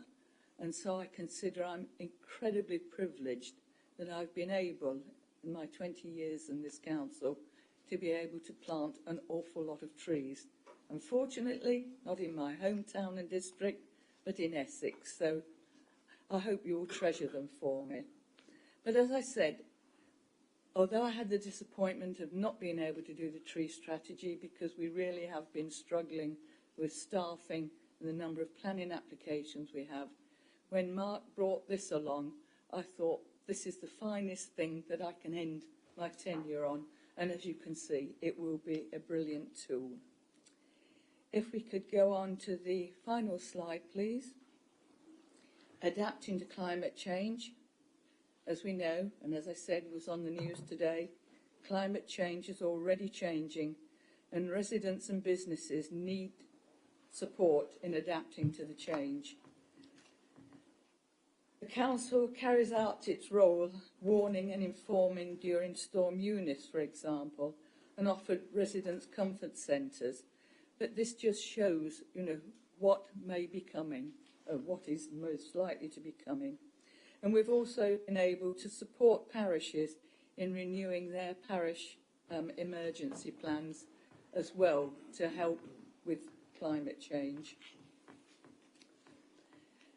The next steps that we will be doing are the carbon calculations for the organisation, and the districts will be reported in the autumn, following an update and publishing of their calculations in July. A full performance report of all the actions will be published at the same time. The Climate Change Action Plan, as we have said from the start, is not static. New actions will be added as part of the organisation's business plan development and approved by the joint working party groups. Chairman, I submit the update on the Climate Action Plan. Thank you. Thank you, Councillor Mrs Schmidt. I think you got through that quicker than we hoped, but nonetheless, I did exercise my discretion because I think it is a very important Thank you very much. topic across all sides of the chamber. So I hope you'll concur with me that we allow that time.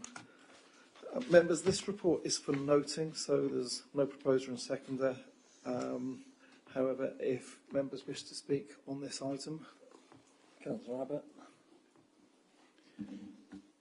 Thank you, Mr Chairman, and thank you to the Cabinet Member for her detailed report.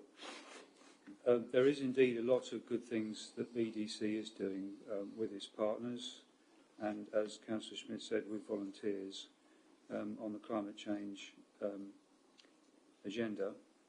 I'd particularly like to welcome the initiatives on rewilding, tree planting, and the wildflower verges enhancement policy. She knows something I've been pushing for many years, and I know she has been pushing as well at County Hall on the same issues.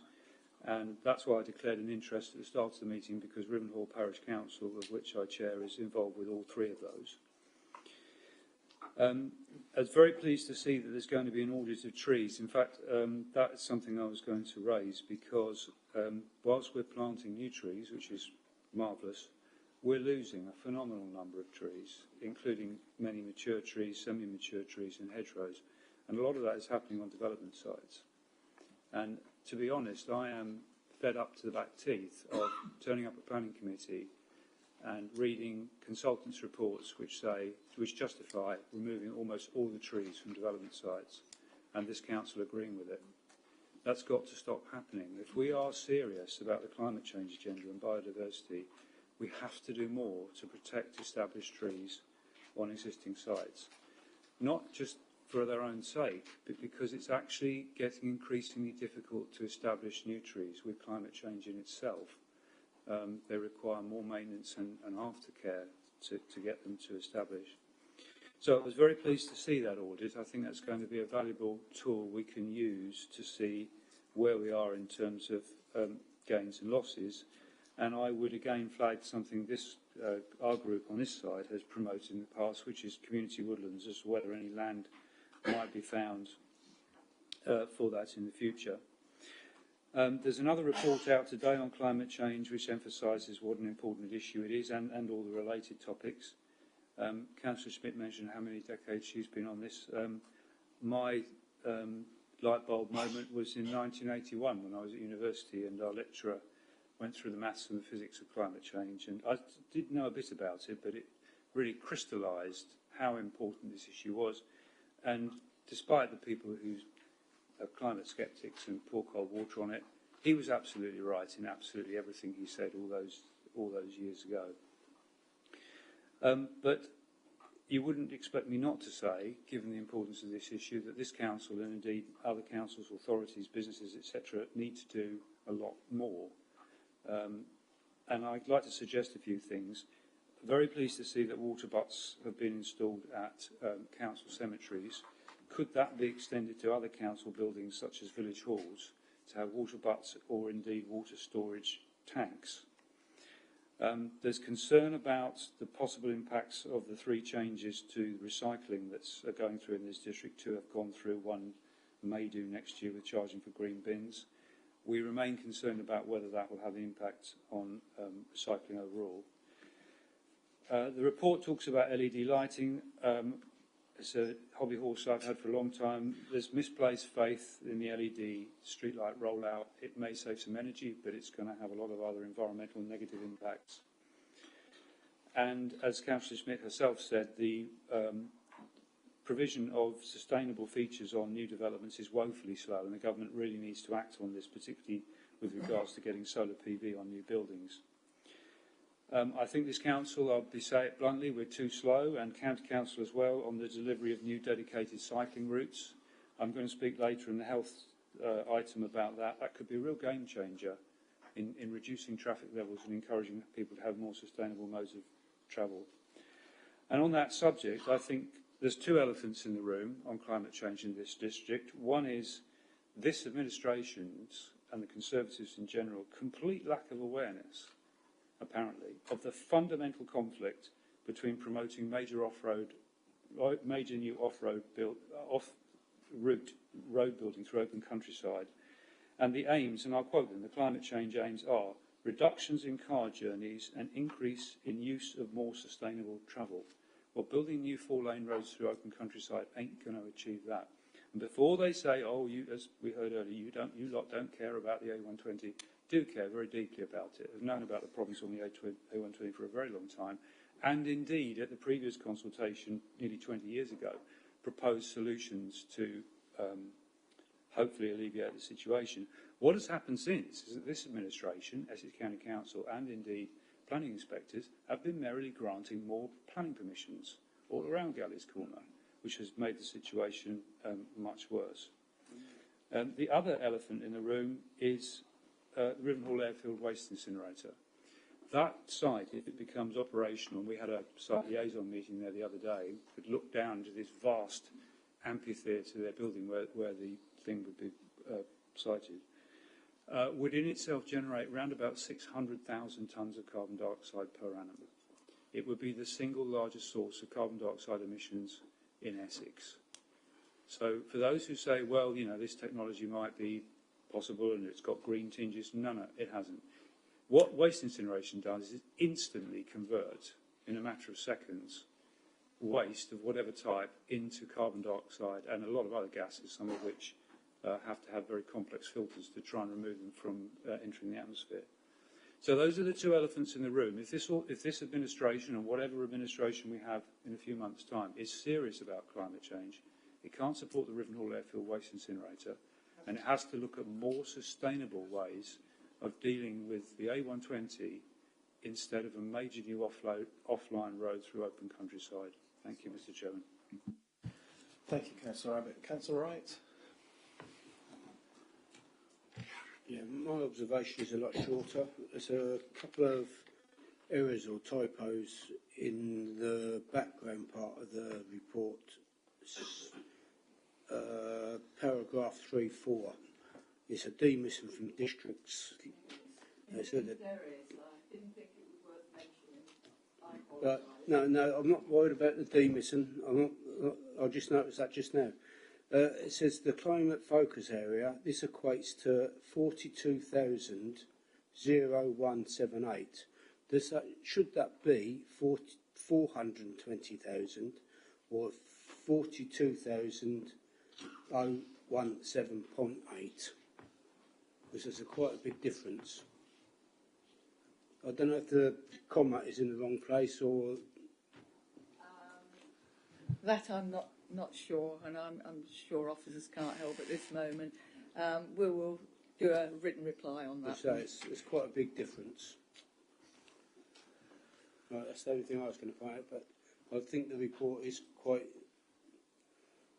thorough, and I hope that the recommendations are all carried through.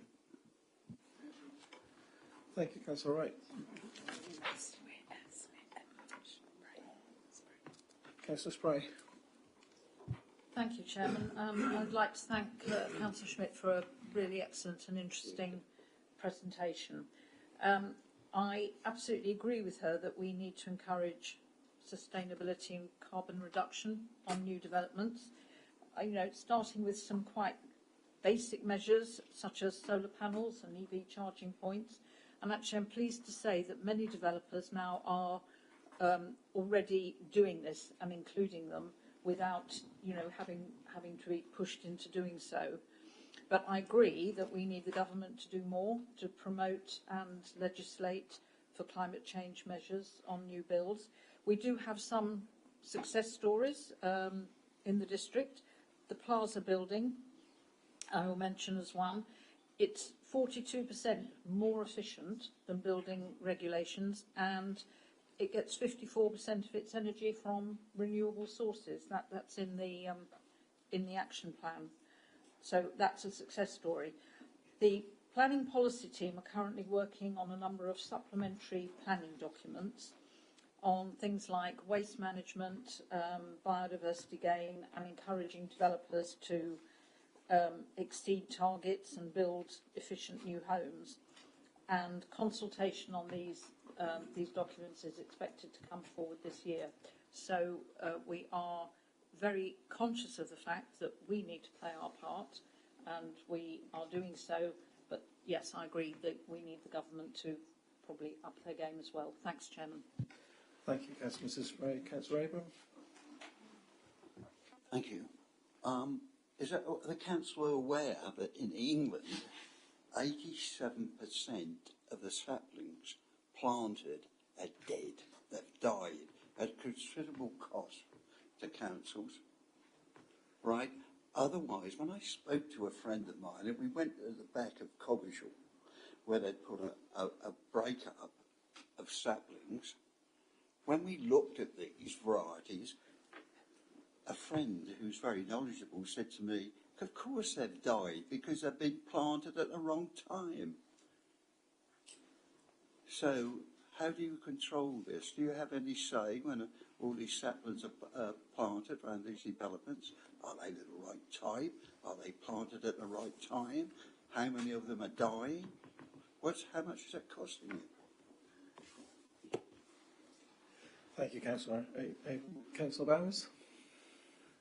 Yes, thank you, Chairman. I'd just like to make some points about the plaza. So I see the plaza was mentioned on one of the slides of the very thorough presentation. And just to give council some idea in regards to the green credentials that we used on that fabulous building that is now in the council ownership. External signage and street furniture is made from recycled material. Rainwater recycled through system of surface water drainage via swales leading to the new pond lake, which is already attracting wildlife with resident swans and cygnets. Mechanical heat recovery units alongside variable refrigerant flow units provide heat and cooling to individually controlled spaces. This reduces energy usage by up to 30%. The LED lighting system throughout the building is controlled by passive infrared sensors. PV arrays on the roof. 97% of the construction waste was recycled.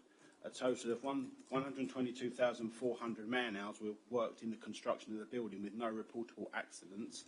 All the upholstery on the chairs and interior furniture is made from 100% recycled ocean plastic. Our contract was the material manufacturer's largest single contract, above their second largest contract in furnishing the new Elizabeth line.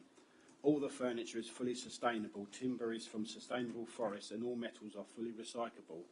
That fits in with what was on Councillor Schmidt's slide in regards the plaza being BREEAM excellence, the 42% more efficient than building regulations, and derives 54% from renewable energy.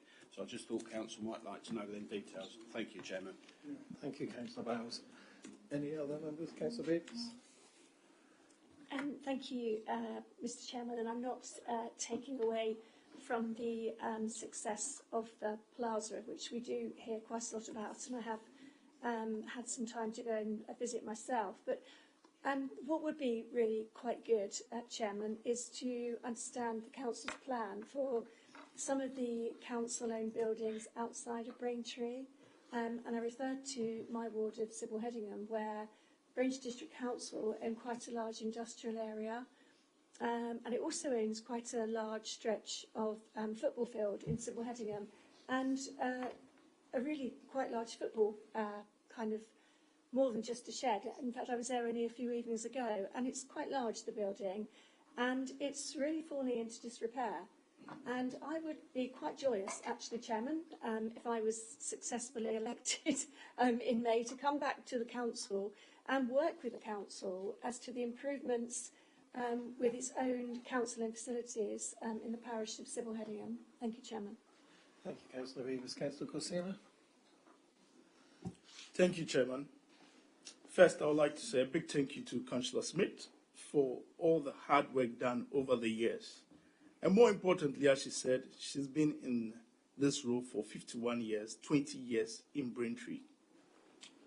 And dealing with climate change, which is a defining crisis of our time, and the urgency to act and respond to the climate emergency is something that has to be done by everyone and not just by one person. What I see in her report is very detailed actions, stating what has been done over the time and some of the outcomes that have been carried out over the short term and the long term. And she's provided us updates of all the actions, which includes projects and initiatives that have been carried out. I'd like to commend her for taking all the time to give us such a detailed report. Also, I'd like to commend her for the report on the survey, which shows us all the trees above 3 meters. I think this is an important survey and to go a long time in supporting the council. I would like to ask her, I hope it won't be a static document. I hope a digital copy a digital solution could be provided as next steps. But above all, for the report and her detailed report today, job well done and kudos for the 51 years. Thank you. Thank you, Councillor Corsina. Councillor Tom Cunningham. Thank you very much, Mr. Chairman, and obviously a very comprehensive update from Councillor Mrs.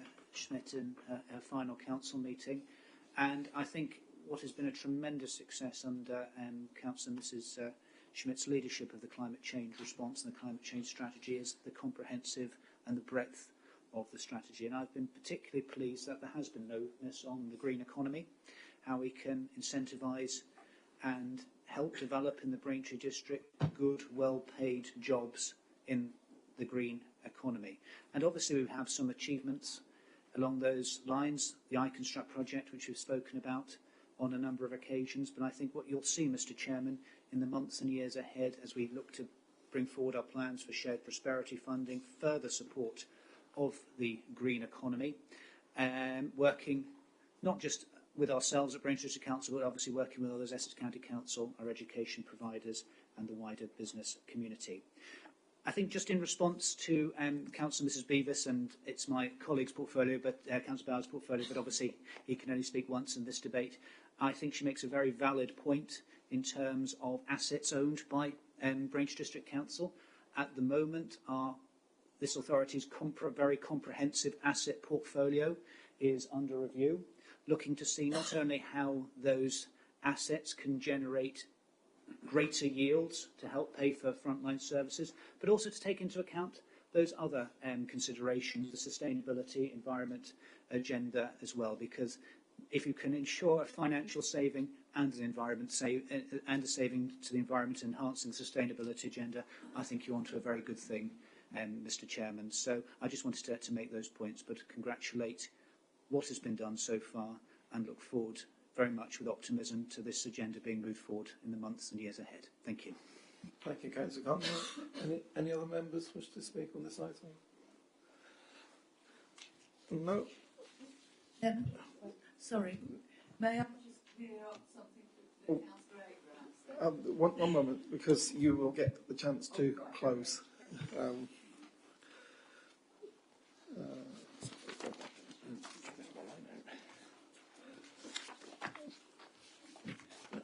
So, Councillor Mrs Schmidt, would you like to reply to the comments before I ask members to formally note? Thank you very much, Chairman. Obviously, there's far too many comments and items to answer. I just will say to Councillor Abbott, you know, we're never going to agree on something like the A120, but I would like he and his colleagues to consider oldies like me. My cycling days are long gone, sadly. If I wanted to do my shopping anyway, even if I could cycle, I would need a car. And many of the people who are using the A120 are travelling to work, to the docks, goodness knows where. They can't do that on a bike.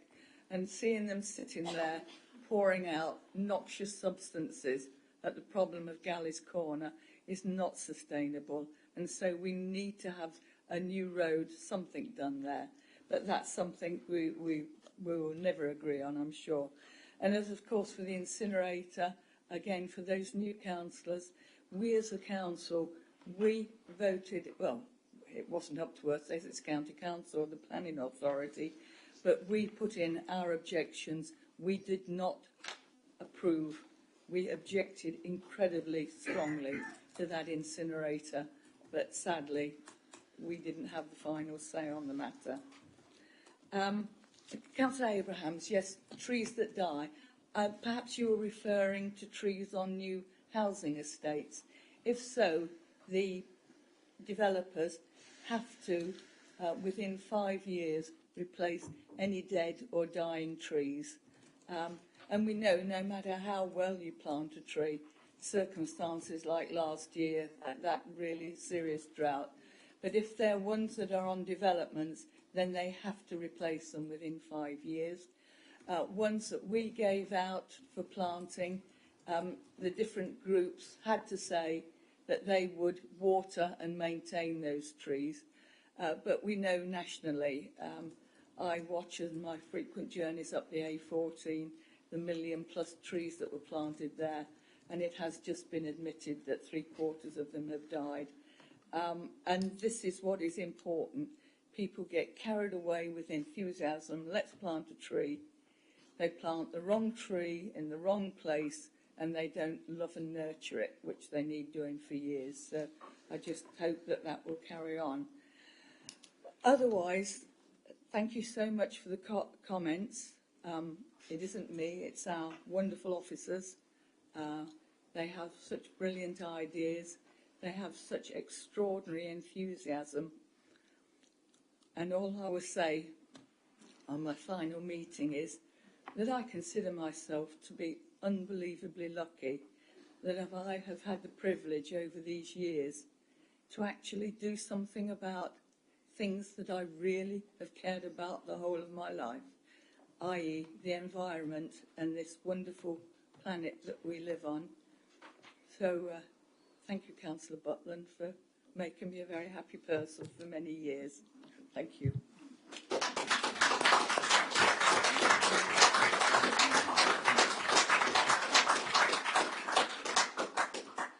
Well, thank you, Councillor Mrs. Schmidt, and I'm sure even if you're no longer part of the authority, you will continue to monitor from a not so very far. Members, this report is for noting, so please can members indicate by a show of hands that this report has been noted.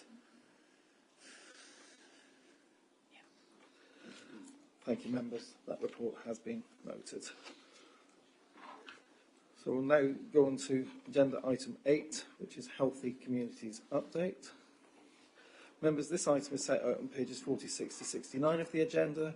Please can I invite Councillor Frankie Ritchie, Cabinet Member for Communities, to introduce the report and move the recommendations. Please can I remind you that before you make your speech, your recommendations must be seconded. Thank you, Mr. Chairman. I formally move the recommendations on pages 46 of this evening's agenda. Section 2, 2.1, 2.2, 2.3, 2.4. I won't read them all out. Thank you, Mr. Chairman. So Councillor Ritchie has moved the recommendations as set out on page 46, and I won't read them out neither.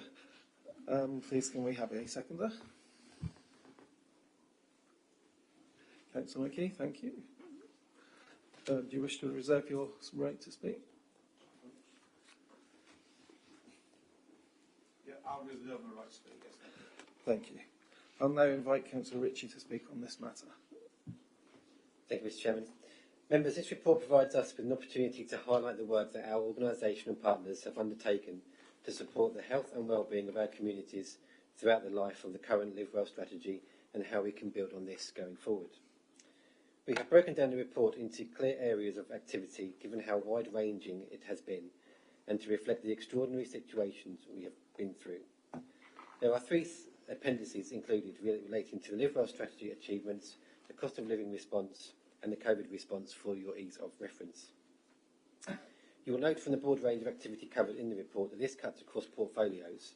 So with the Chairman's permission, I would like to hand over to Councillor Peter Tattersley to update on the Live Well strategy elements of the report and our proposed approach to the development of the new strategy before I highlight the key elements of the COVID response summary and the cost of living update. Thank you, Mr. Chairman. Thank you. Councillor Tattersley. Yes, thank you. Thank you, Chairman. I will concentrate specifically on the Live Well strategy. For those that don't know, the Live Well strategy is the generic term for the work we do with partners to provide and promote the Council's health and wellbeing initiatives, and how we can support the statutory bodies such as the County Council and NHS in their own activities.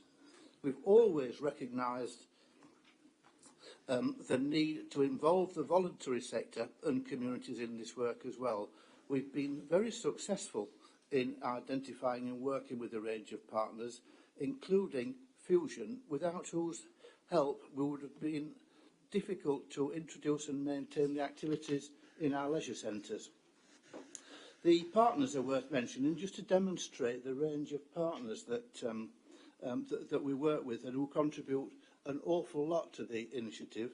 They include the Mid-Essex Alliance, the County Council's Public Health Team, Community 360, Citizens Advice, the Active Braintree Foundation and Network, Department of Work and Pensions, Eastlight Community Homes, Fusion Lifestyle, Active Essex and the Essex Wellbeing Service.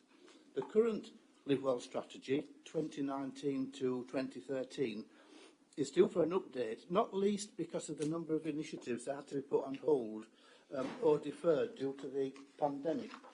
I think we could have gone an awful lot further if we'd not been held back by schools closing and various organisations not active. The overall Live Well banner encapsulates an awful number of themes, and with your permission, Chair, and I'll just mention them.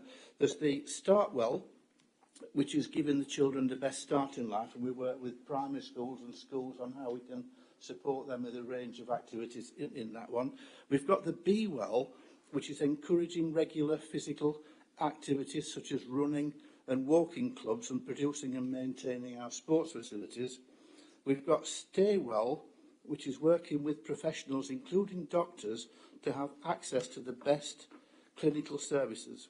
We recognise the number of new homes being built across the district has put a strain on primary care, and whilst we cannot provide the doctors, nurses and other healthcare professionals to run and fund the services, we can help wherever we can through enabling new surgeries and other facilities, such as the Victoria Square Live Well Hub and Pharmacy, which is up and running now and is getting extremely well used.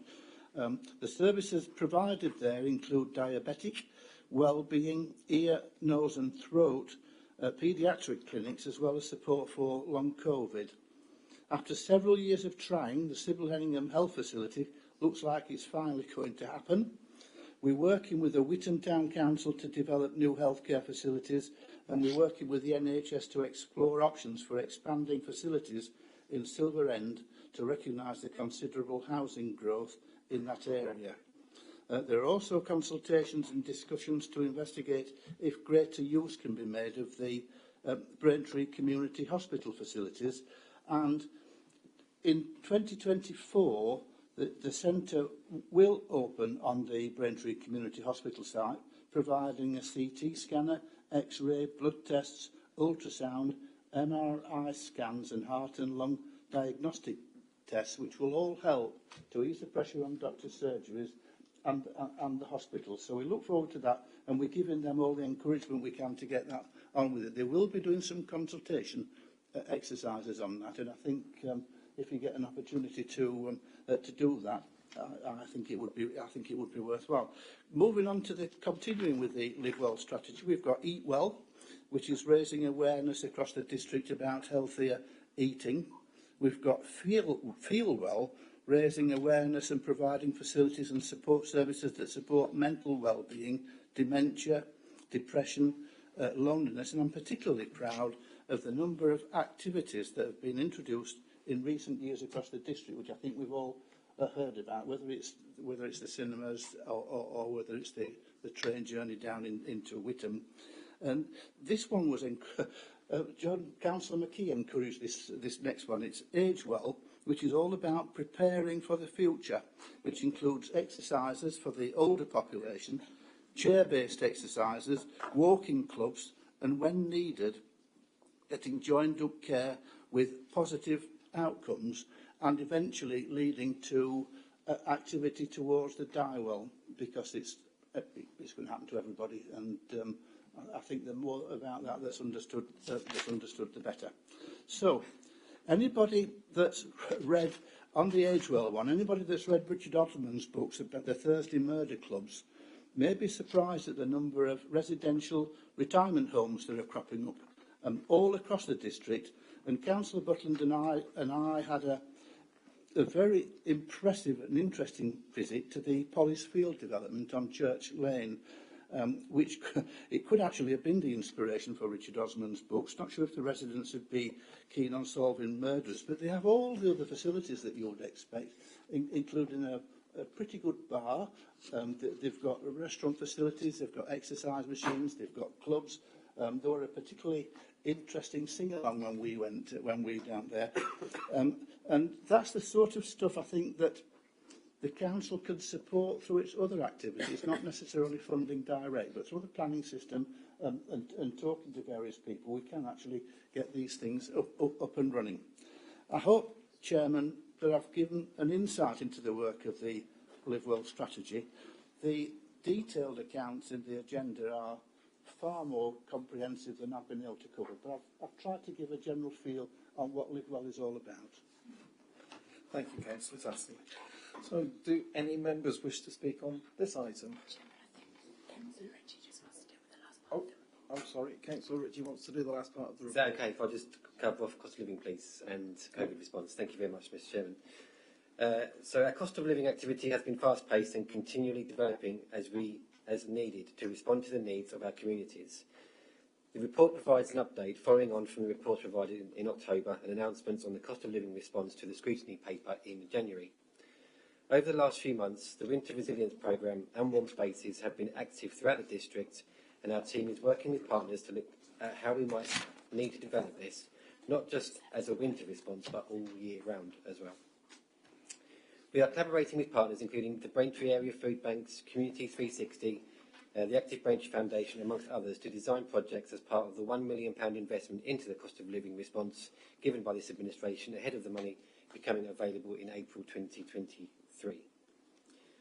We are working with housing providers to tackle issues identified around damp and mould and have created a leaflet to support households to minimise damp and mould in their homes.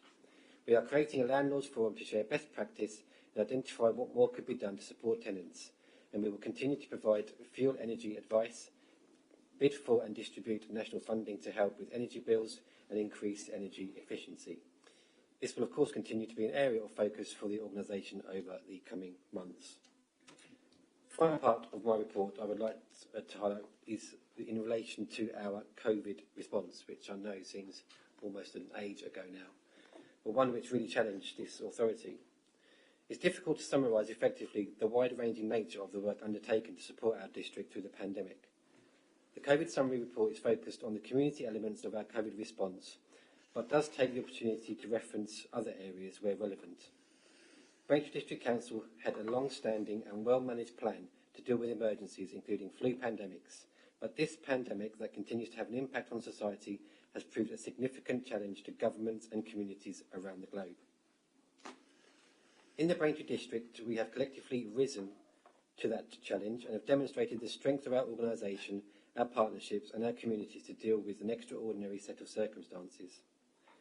This report sets out our initial response to the pandemic and how quickly we were able to set up the structures necessary to act swiftly and decisively, adapting to the needs and minimising impacts on essential services wherever possible.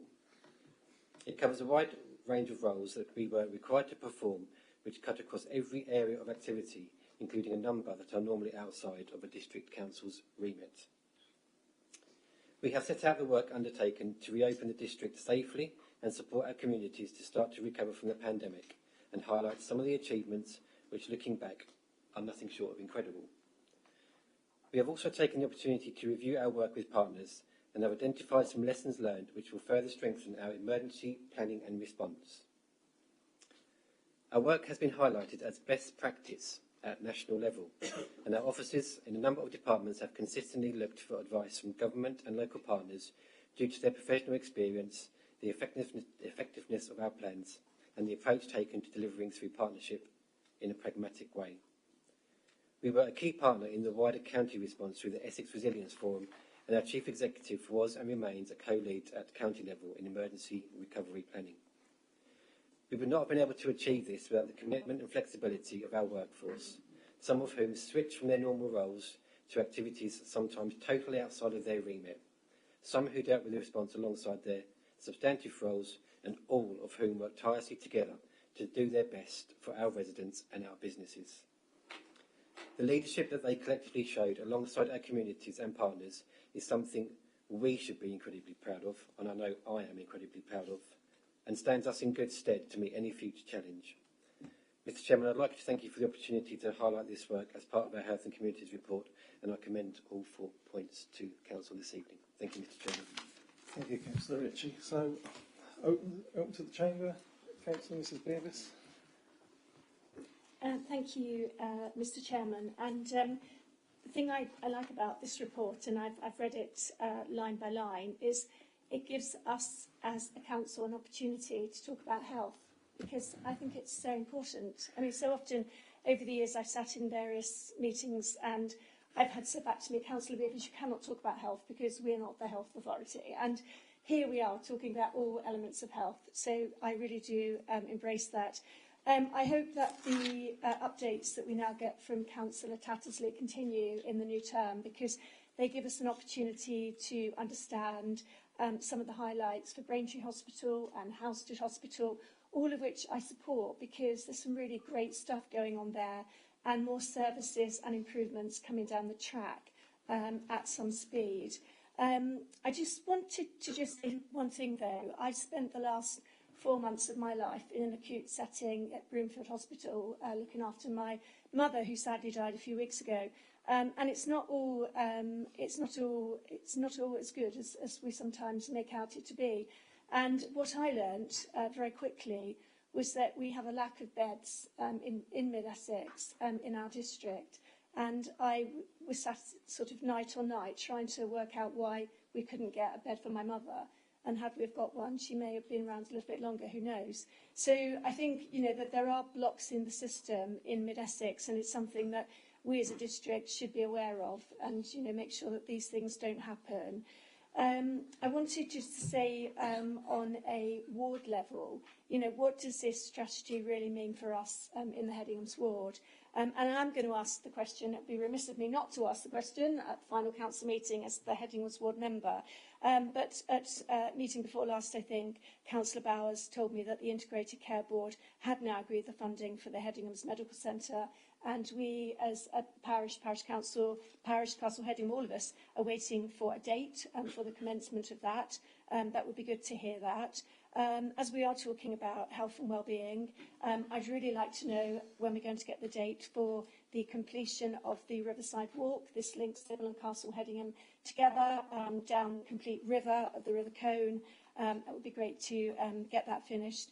And I am just also going to quickly mention the Hedingham United Football Club, where I spent some time over the last few weeks. It's a council-owned building. It's quite large. Lots of big fields that go around that. And we're now setting up a ladies' team. And such are the number of the young kids that come through this facility.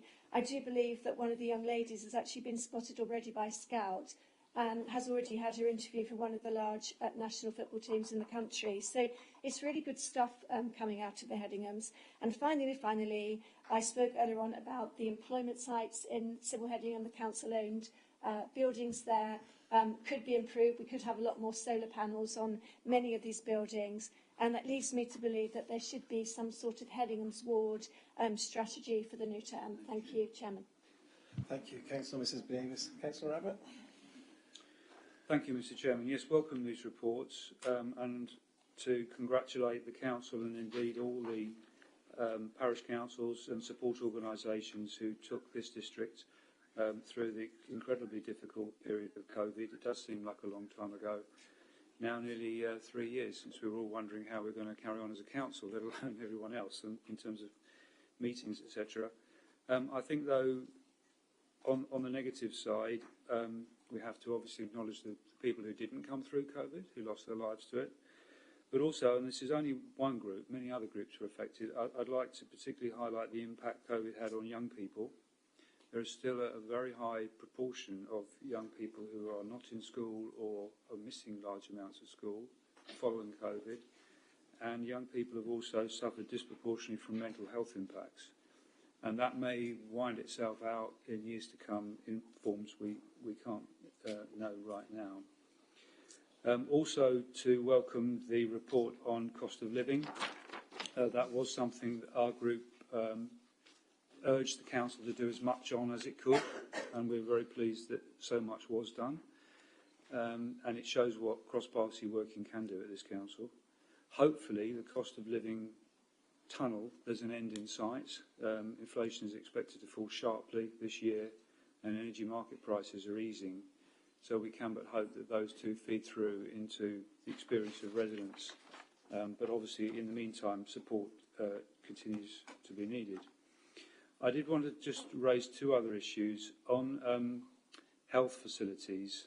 I have to say to Councillor Tattersley that what he just said was what I said a year or so ago, to which his response was that I was simplistic and naive, he said it at 2 meetings, to expect this Council to get actively involved in the delivery of new health facilities in Witham and Silver End or expanded health facilities. I at the time asked him to apologise, and I asked him again because he's actually just said what I said, that this Council, given its role, which is limited, I accept, should get involved with supporting and encouraging those facilities to be expanded. And of course, in the case of Silver End, this Council owns the building. So whilst I agree with him, and we've never said anything different, that obviously we can't staff those buildings with doctors and nurses, clearly can't, this Council can have a role in supporting their delivery. So given that he's just said what I said 2 years ago, I hope he will now withdraw those comments. Finally, and I said I'd mention this in a previous item, I do think that if this Council, working with partners, could do more to deliver on the cycling network, it could be a game changer in terms of health for so many people.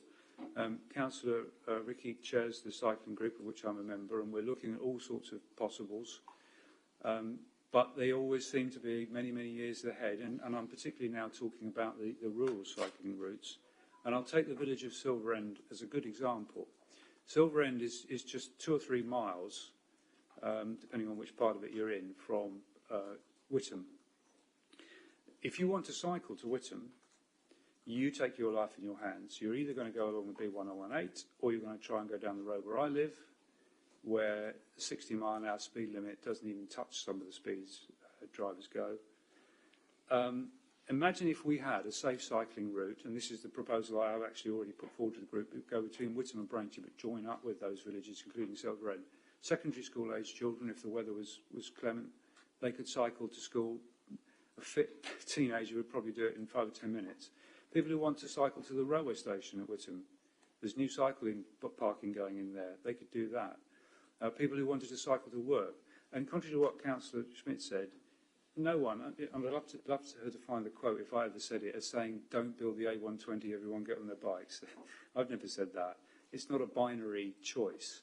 But there is a choice we could have in terms of these investments, and I think it could be a real game changer, these rural cycling routes connecting up the larger villages and towns, to give people those opportunities which would help not just with all the employment opportunities, accessing transport, but also this vital agenda of health and well-being. Thank you, Mr. Chairman. Thank you, Councillor Abbott. Councillor Mrs. Spray. Yes, thank you, Chairman. I want to thank first of all my Cabinet colleagues for their very good presentations. But Chairman, I just want to mention warm spaces and that initiative, which relates to the cost of living paper, but also to healthy living. And you know, I know they've been going on all throughout the district, but they're not just about keeping people warm. It's also been a great help to people with their mental well-being, especially during the winter months when things have been very tough. I could mention any number of them, but I'm going to give a bit of a shout out to Whitecombe Parish Council, which is in my ward. They've been running an absolutely brilliant warm space scheme every Monday in the village hall, all day, 8:30 in the morning to 4:30 in the afternoon, free food and hot drinks all day. And they've, generally speaking, had about 30 people there, sometimes more, I think 44 people they've had on a couple of Mondays. And usually a handful of people working quietly away on their laptops, because, you know, I think we all know that working at home in the cold or in an office when it's cold is not much fun. So it's much nicer if you're feeling warm, you can be a bit more productive. There's a team of volunteers, terrific team of about a dozen ladies who do 2-hour shifts. Both Councillor Courtauld and I have contributed money from our Councillor Grant Fund, which has gone towards training volunteers with, you know, food management, and we've also given them some money towards extra kitchen equipment and so on. It's been absolutely brilliant. It's helped volunteers as well, many of whom are living on their own, so it's given them something to get stuck into, and they've achieved a real sense of pride in running that scheme. As I say, I know there are many, many other examples throughout the district, but it's something, you know, positive that has come out of, in a way, out of COVID with a community spirit, fits in really well with our healthy living and our cost of living support plans, and thoroughly commend it. Thanks, Chairman. Thank you, Councillor Mrs Spray. Any other members wish to speak on this item? Councillor Barris?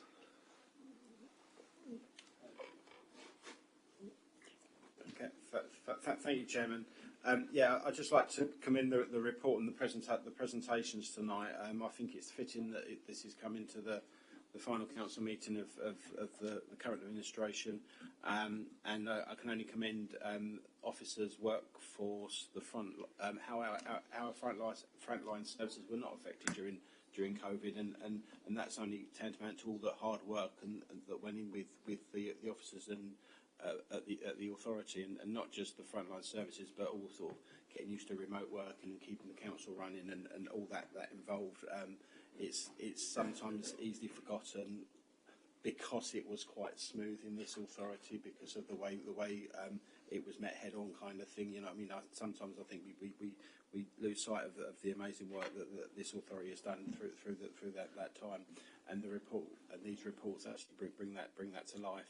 I think from my own portfolio perspective, the homelessness and sort of the Everybody In campaign, where we had to bring in everyone any homeless and that kind of thing, was met with the usual excellence from our homeless officers and that, and also through the COVID response. I think from a housing perspective, I know it was good how all the local authorities within the county came together and worked collaboratively, and that was really good to see, and I know that was really welcomed from this authority.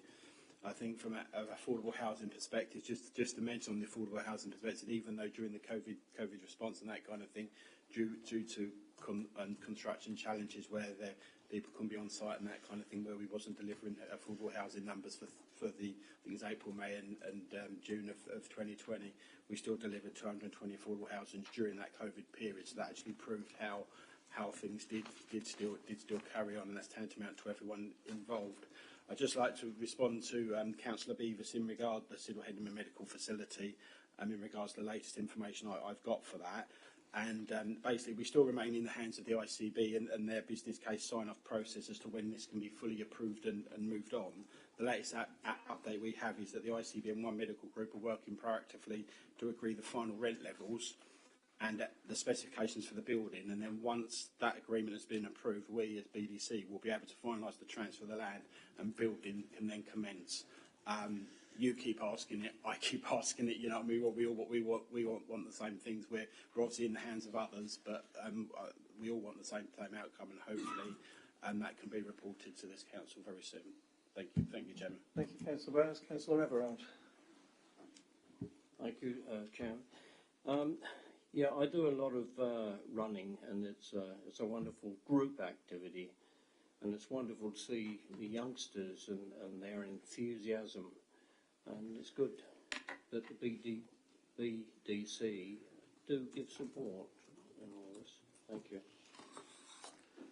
Thank you, Councillor Everard. Any other members wish to speak? No? Well, Councillor McKee, as you reserved your right to speak, I'll invite you to speak now. Thank you, Chairman.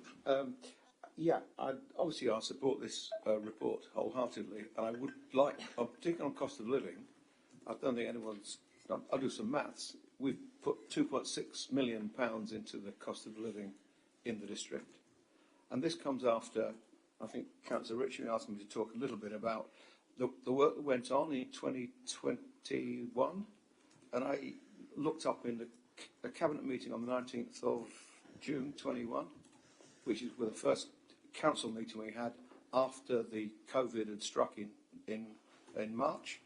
And at that meeting, we were looking at total impact of 4.2 million on our finances, of which approximately 2.8 million was not recoverable. So that was the backdrop that we're talking about the way we've come through this pandemic and supported our residents, and we're now able, not so long after that, to be able to put 2.6 million to support our residents. I'd also just add the extraordinary pressure that I think it's been alluded to, that particularly the finance department, but all officers had in actually keeping up with the government's demands to put money into residents' and businesses' pockets, business accounts. Through that whole of 21, we were putting business grants out, which was over and above the work that they ever anticipated doing and by the way, they weren't working from home and they're now not back in the office. They were doing this throughout the whole pandemic. It didn't start in 21. In 22, they had more grant funding to cope with. They're putting out the energy bonuses and energy relief. So there's been enormous pressure, and it's still there, on our officers to keep our residents and our businesses funded well. And I think, I think the outcome of that is we now have a problem with paying off debt. But actually, if we hadn't have done that, we would be here tonight talking about businesses collapse, and the cost of living crisis will be even more acute if that's not what we have done. So I wholeheartedly support it. And I will do one thing, actually, about the live well.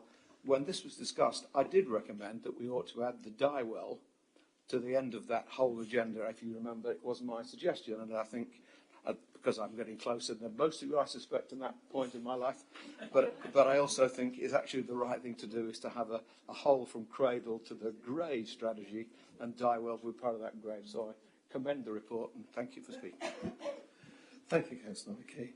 Councillor Ritchie, as the proposer of the recommendations, would you like to reply to the speeches? And as you had a double act and you've had specific questions, I will allow Councillor Tattersley to answer some of the points as well.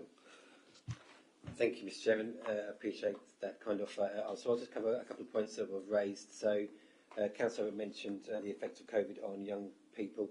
You're absolutely right. Unfortunately, we get to see some of the worst cases through the responsible authorities group meetings that we hold. And we still do work with our partners, schools, education authorities, etc., where we can, and we're perfectly cognizant of this. There is a link to that, though, around the offering of some of the sports facilities and some of the sports groups that we have in the district that are encouraging younger people, some of those with some specialised issues around the mental health, to encourage them to partake, get back into that kind of team environment, and then eventually get them working back into school. So we are looking at that. It is a long view, and we are taking a broad perspective on that, cognizant of what some of those issues are. With regards to the cost of living, we're all hoping that the inflation rate drops down, and the cost of heating and energy, I think it would benefit everyone, not just those who are finding it tough. I think everyone is finding it tough to some degree, or whatever demographic you're from.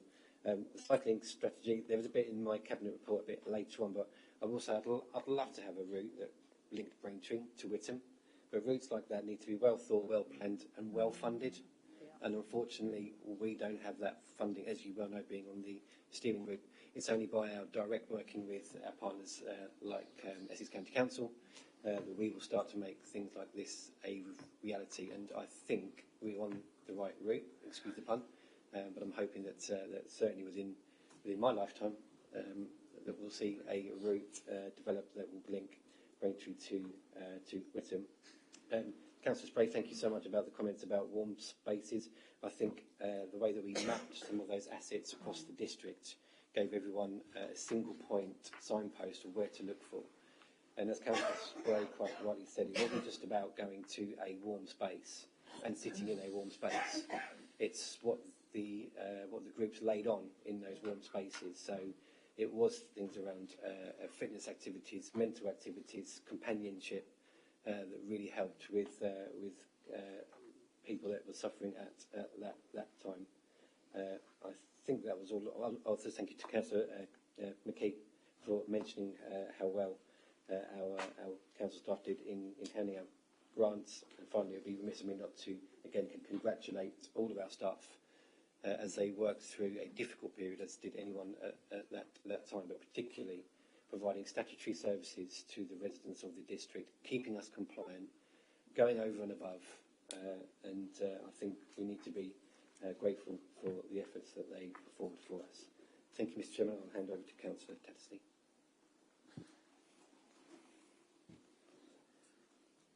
Thank you, Chairman. I was interested to hear Councillor Beavis's comments about experience is in hospital. They are not all positive. I agree with you. My wife was admitted into hospital just after Christmas with pneumonia, and I had to sit waiting for her to be admitted. And then when she finally had her treatments, sat waiting for simple things like the prescriptions to be delivered to the hospital, waiting for the consultants to come round to sign a bit of paper to say that she goes. But it is a wider problem because there are lots of people in hospital that don't need to be in hospital, but they've simply got nowhere to go. And that is an increasing problem. And when you see the number of ambulances with gravely ill people sat outside hospitals waiting to be admitted but can't, because there's no beds for them. Now, I did circulate, I thought I'd circulated a winter discharge funding, which £208,000, I mean, it's a drop in the ocean, really, but that was intended to provide additional beds, equipment, a night sitting service, Red Cross staff, and increased dementia support for people moving into their home after being discharged from hospital, because I can see that is a real, well, I can see it, we all know it is a real problem, and hope that this winter discharge funding, I hope we can demonstrate that that's been positive, and hope that more money will be put into that particular initiative. Now, Councillor Abbott, oh dear, when I first used the expression simplistic and naive, it was in respect of Councillor Abbott's writing in opposition to the A120, and I said that I couldn't understand how sitting in a queue of traffic with engine running cannot be preferable to supporting a new road to get traffic moving from east to west. And I hear all the arguments about new roads create traffic and all the rest of it. It cannot be right to have a traffic jam in the middle of Braintree where you simply cannot get from east to west because of a roundabout. It's crackers. And the road, the A120 does need sorting out. The other time I used the expression, I think, was I was getting really frustrated with Councillor Abbott telling me that we could provide increased health facilities in Silverend and other places. Well, we can't provide buildings without being able to staff them. And that's just the simple truth. There aren't enough doctors, nurses, physiotherapists and all the rest of it to staff new hospitals, even if we were to provide new buildings. And that is still the case. The council has got money to fund new buildings, but without the support of the health authority who are prepared to staff it, then it would just be an empty building. And I think that that's got to be accepted. Thanks, Richie. You coming back on any more points? Thank you, Mr. Chairman. So with that, I commend the 4 items on page 46 of this evening's agenda. Thank you, Mr. Chairman. Thank you, Councillor Richie. So, members, the recommendations set out on page 46 of the agenda have been moved and seconded. All those in favour, please indicate.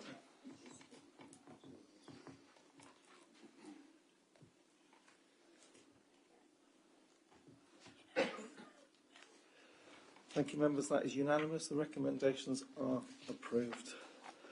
As item 9 has been dealt with at the beginning of the meeting, we'll now deal with item 10, the Cabinet report to full council, and we actually get that on the agenda this time.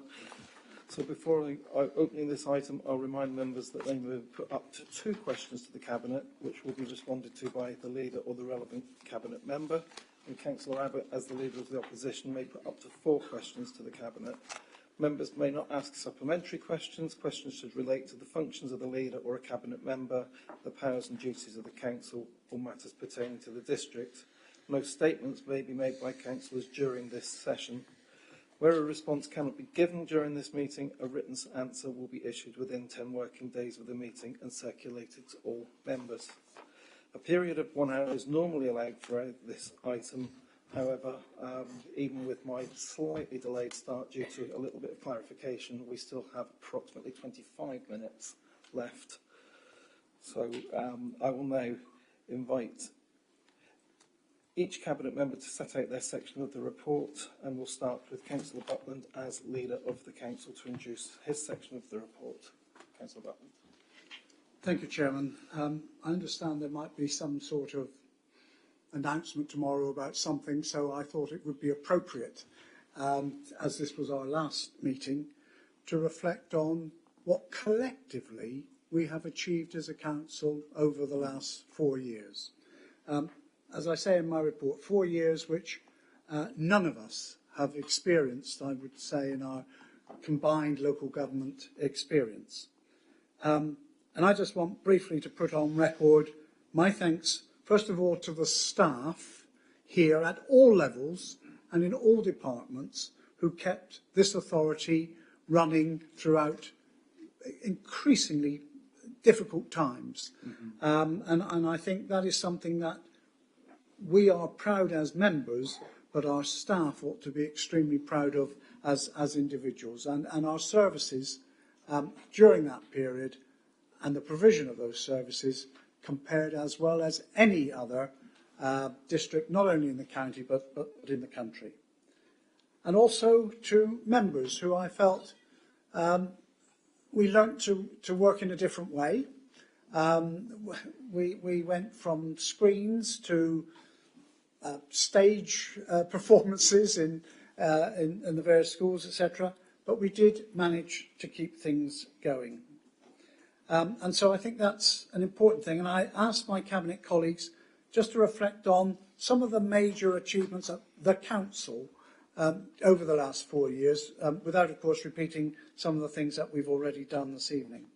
And I know, Chairman, that there are a number of colleagues standing down. I don't intend to name them because, until nominations are in, etc., people might change their mind. But I know that whatever the view of the electorate, we are likely to have a significant number of new members, and we will welcome new members, but we will also be losing a huge amount of experience in this council, and experience actually which no council really can afford to lose. But time moves on, and new members will come and new members will make their mark. But can I just say, as leader, by and large, there has been a lot of joint work over the last 4 years, and a very difficult 4 years, and we look forward to the future.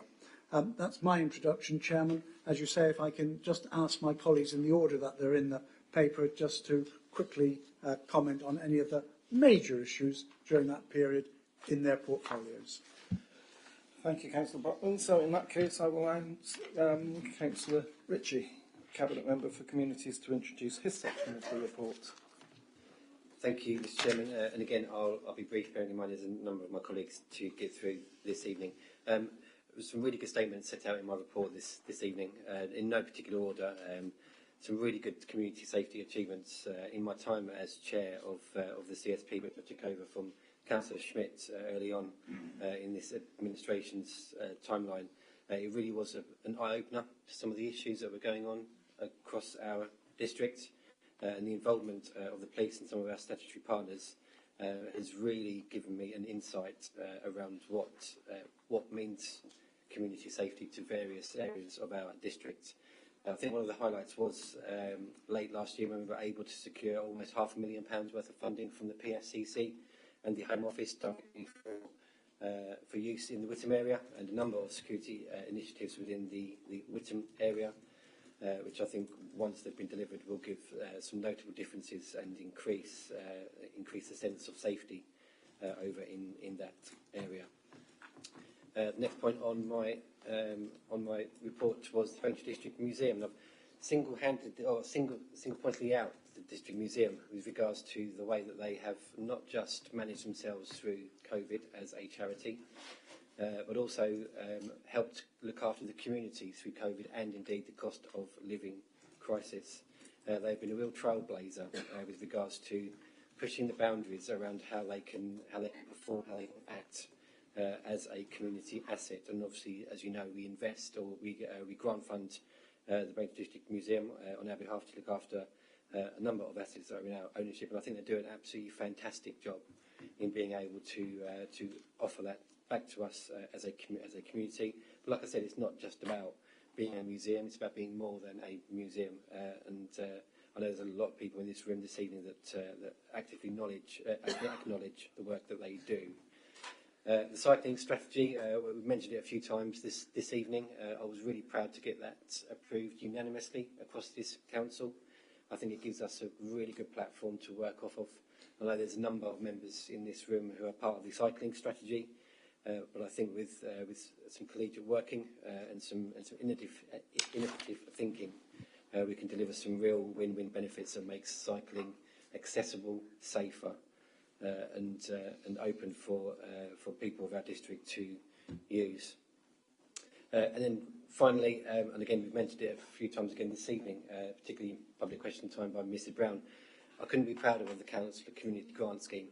I can't think of one single more vital part of my portfolio where £1,250 per councillor can mean so much to members of our wards, members of our towns, members of our parishes and villages.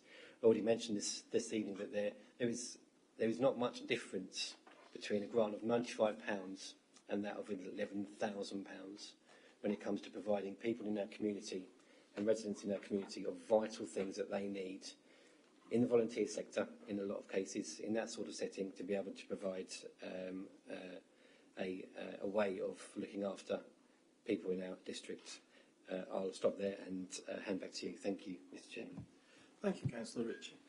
I'd now like to invite Councillor McKee, Cabinet Member for Finance and Corporate Transformation, to introduce his section of the report. Councillor McKee.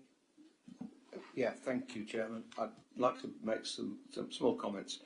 I would point you all to, given the conversation earlier, on 4.1, just how much grant funding went out to our businesses and to our residents. 59 million and 2 million. Significant piece of work done by particularly the Finance Department. Energy rebates, 7.7 million was put out during 22. I think it's worthy of some note. I'll then come on to something that should interest members, and I don't think everyone is aware of it. 4.1.418. You're probably all aware that officers have a online training tool, which those of you who haven't tried it it's a very powerful tool. In 4.18, this is in the next term is going to be extended to members, and I can only recommend that you all avail yourself of this online training, because it is a way, rather than doing it. It was discussed at a members' evening recently, and I just think it's worthy of note that this is one way that the quality of your work as a councillor can be improved, rather than sitting in here doing the training.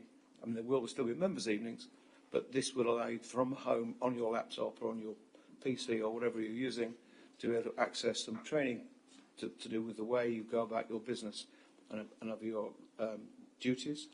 And lastly, on two things. On treasury management, I just think that it's worthy pointing out that currently the money that, I mean, we normally report it on this, the 19 million that's in the market, that's in M&G and the like, is now at 2,348 with an unrealised gain, clearly. and is heading towards its budgeted 786,000 of income. So it's a very important way in which we fund the authority. And despite the financial situation, we've maintained a capital programme of 22-23 of over £11.5 million, and almost 24 million is planned over the MTFS period between 22-23 and 26-27. I'll stop there, Chairman. Thank you, Councillor McKee. My apologies, the order of the paper after Councillor Richard should have been Councillor Tattersley, so I'll invite you now. Thank you, Chairman. I wanted to use this opportunity as my last report to Council, not just to reflect on the successes of the administration, and I could have mentioned keeping the swimming pool and the leisure facilities open as a key area, but really to recognise the successes of the individuals and communities across the district in the very difficult times we experienced during the COVID pandemic, particularly in the early stages. And whilst there are those of us who lost loved ones to the pandemic will never forget it, there are other issues that I think we are already consigning to memory. I remember queuing outside the supermarket and not being able to go to the pub, and getting frustrated with my doctor for not providing vaccinations at the local clinic. But what I really can remember was how my fellow councillors, officers, residents and communities across the district went out of their way, including exposing themselves to infection, to organise a collection of food, prescriptions, looking after the most vulnerable through emotional support and reassurances, making sure heating and basic household facilities were working. I'm particularly grateful to the local pub who arranged for a delivery of real draft beer to my house, not in a can, and the garden centre who delivered compost and seed for my garden.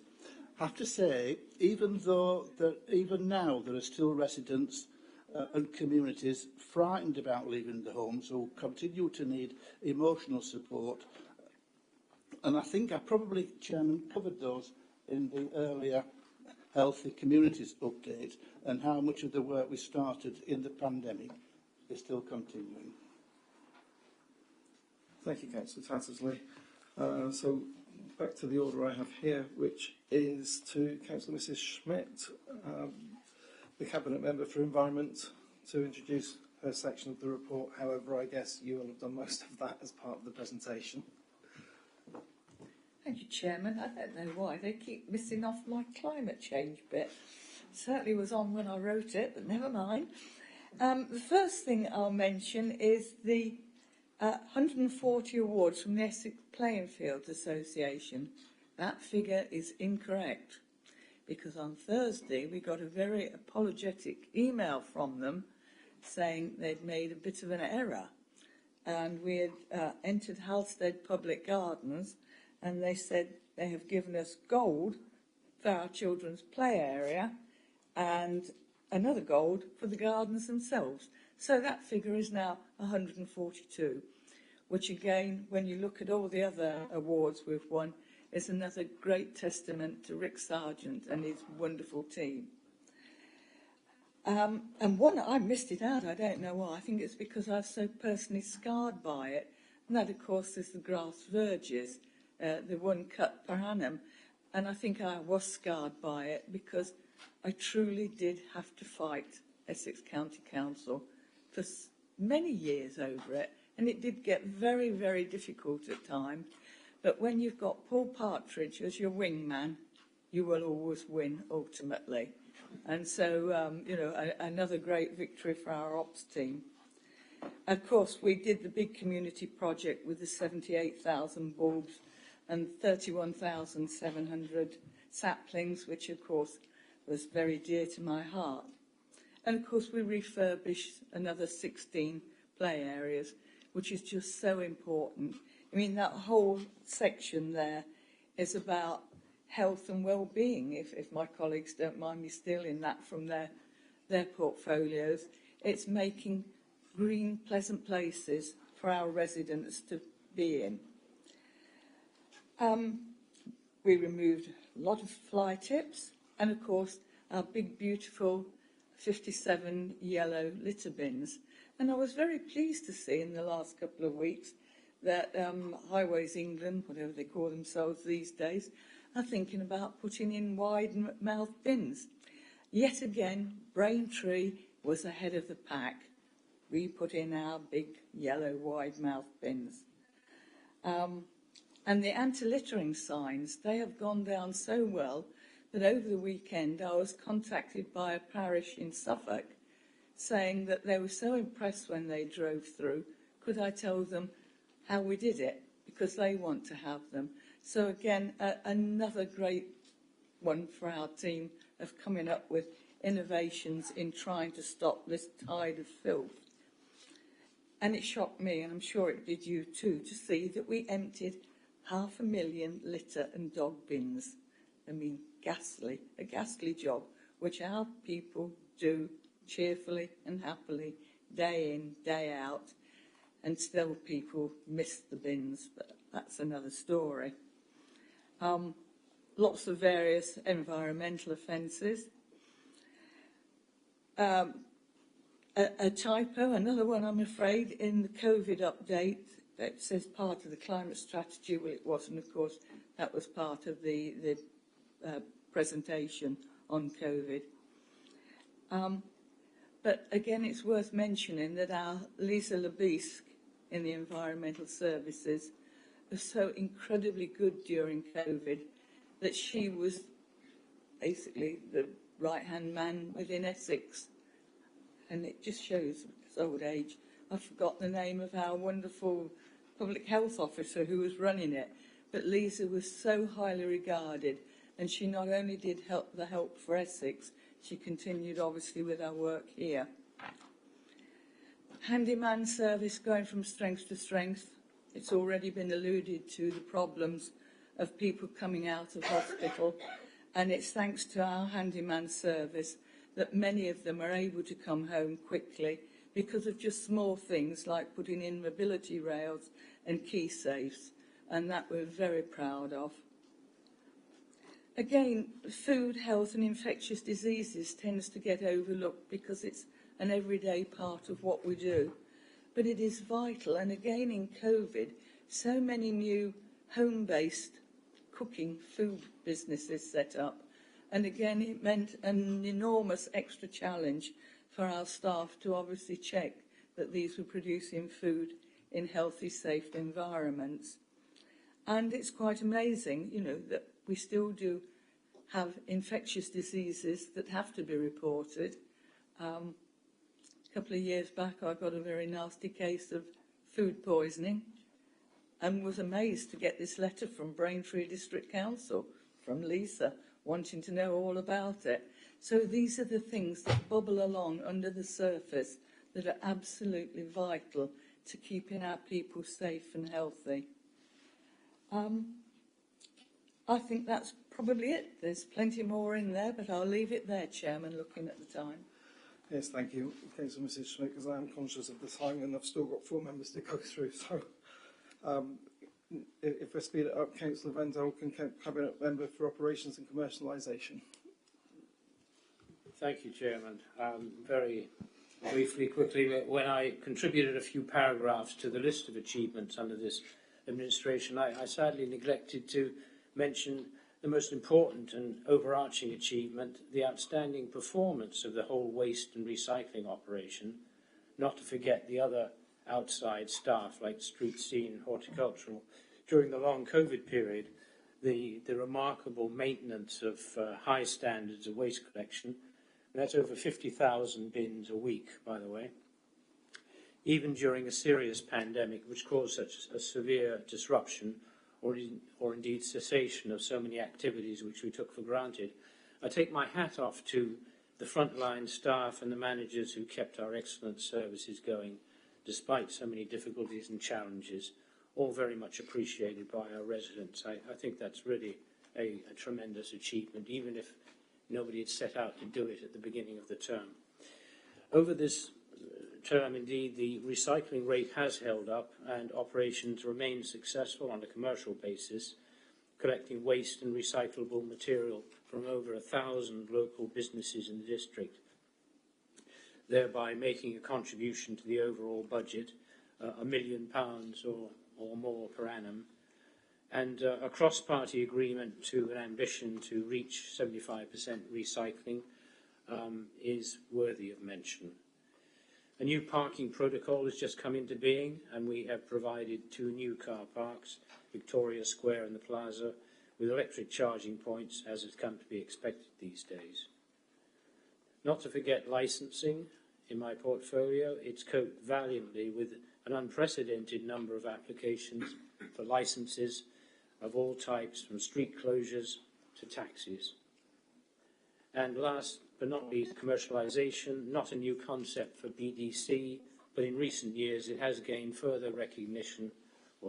greater recognition as an important and growing source of income towards budgetary requirements, now under this administration with a dedicated sales function, a dedicated venues team for our increased number of meeting and activity locations. And I'll leave it at that, Chairman. Thank you. Thank you, Councillor Van Velken. Councillor Cunningham. Thank you, Mr. Chairman. Well, it's difficult to know where to begin when reflecting on the achievements of the last 4 years regarding the portfolio of economic growth. I have to say a lot of the genesis, a lot of the initial thinking behind some of our achievements that have been delivered in some of the most unprecedented circumstances we could ever wish to have lived through were actually in the previous administration, the 2015 to 2019 Council.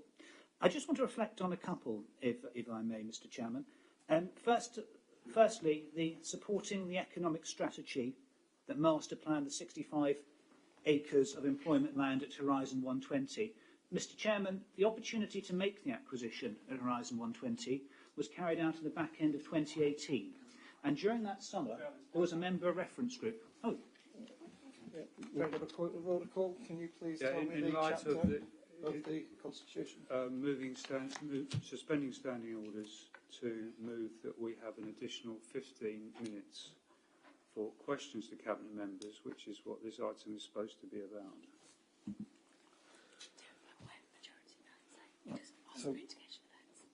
So can we just do it by majority vote? All those in favour, moving standing orders?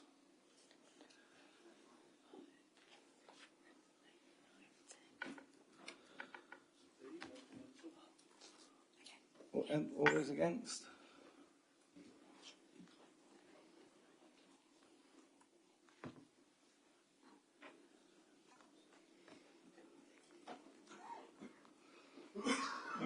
Any abstentions?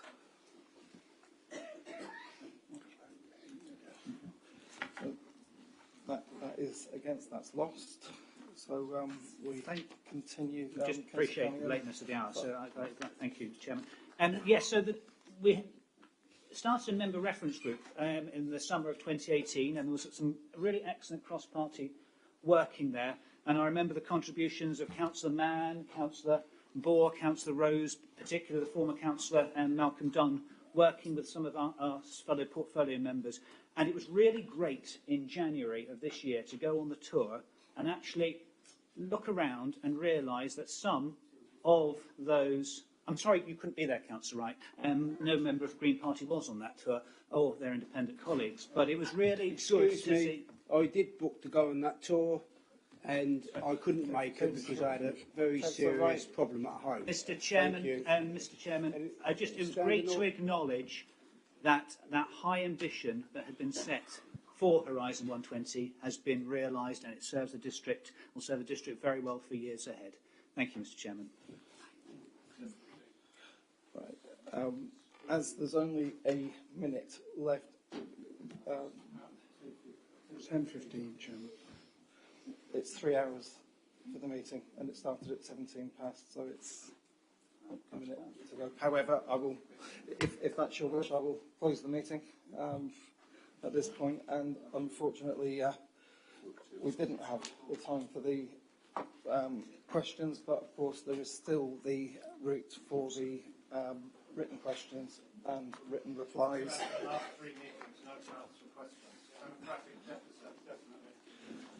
So I will conclude this item, and any question requiring a written response will be answered within 10 work.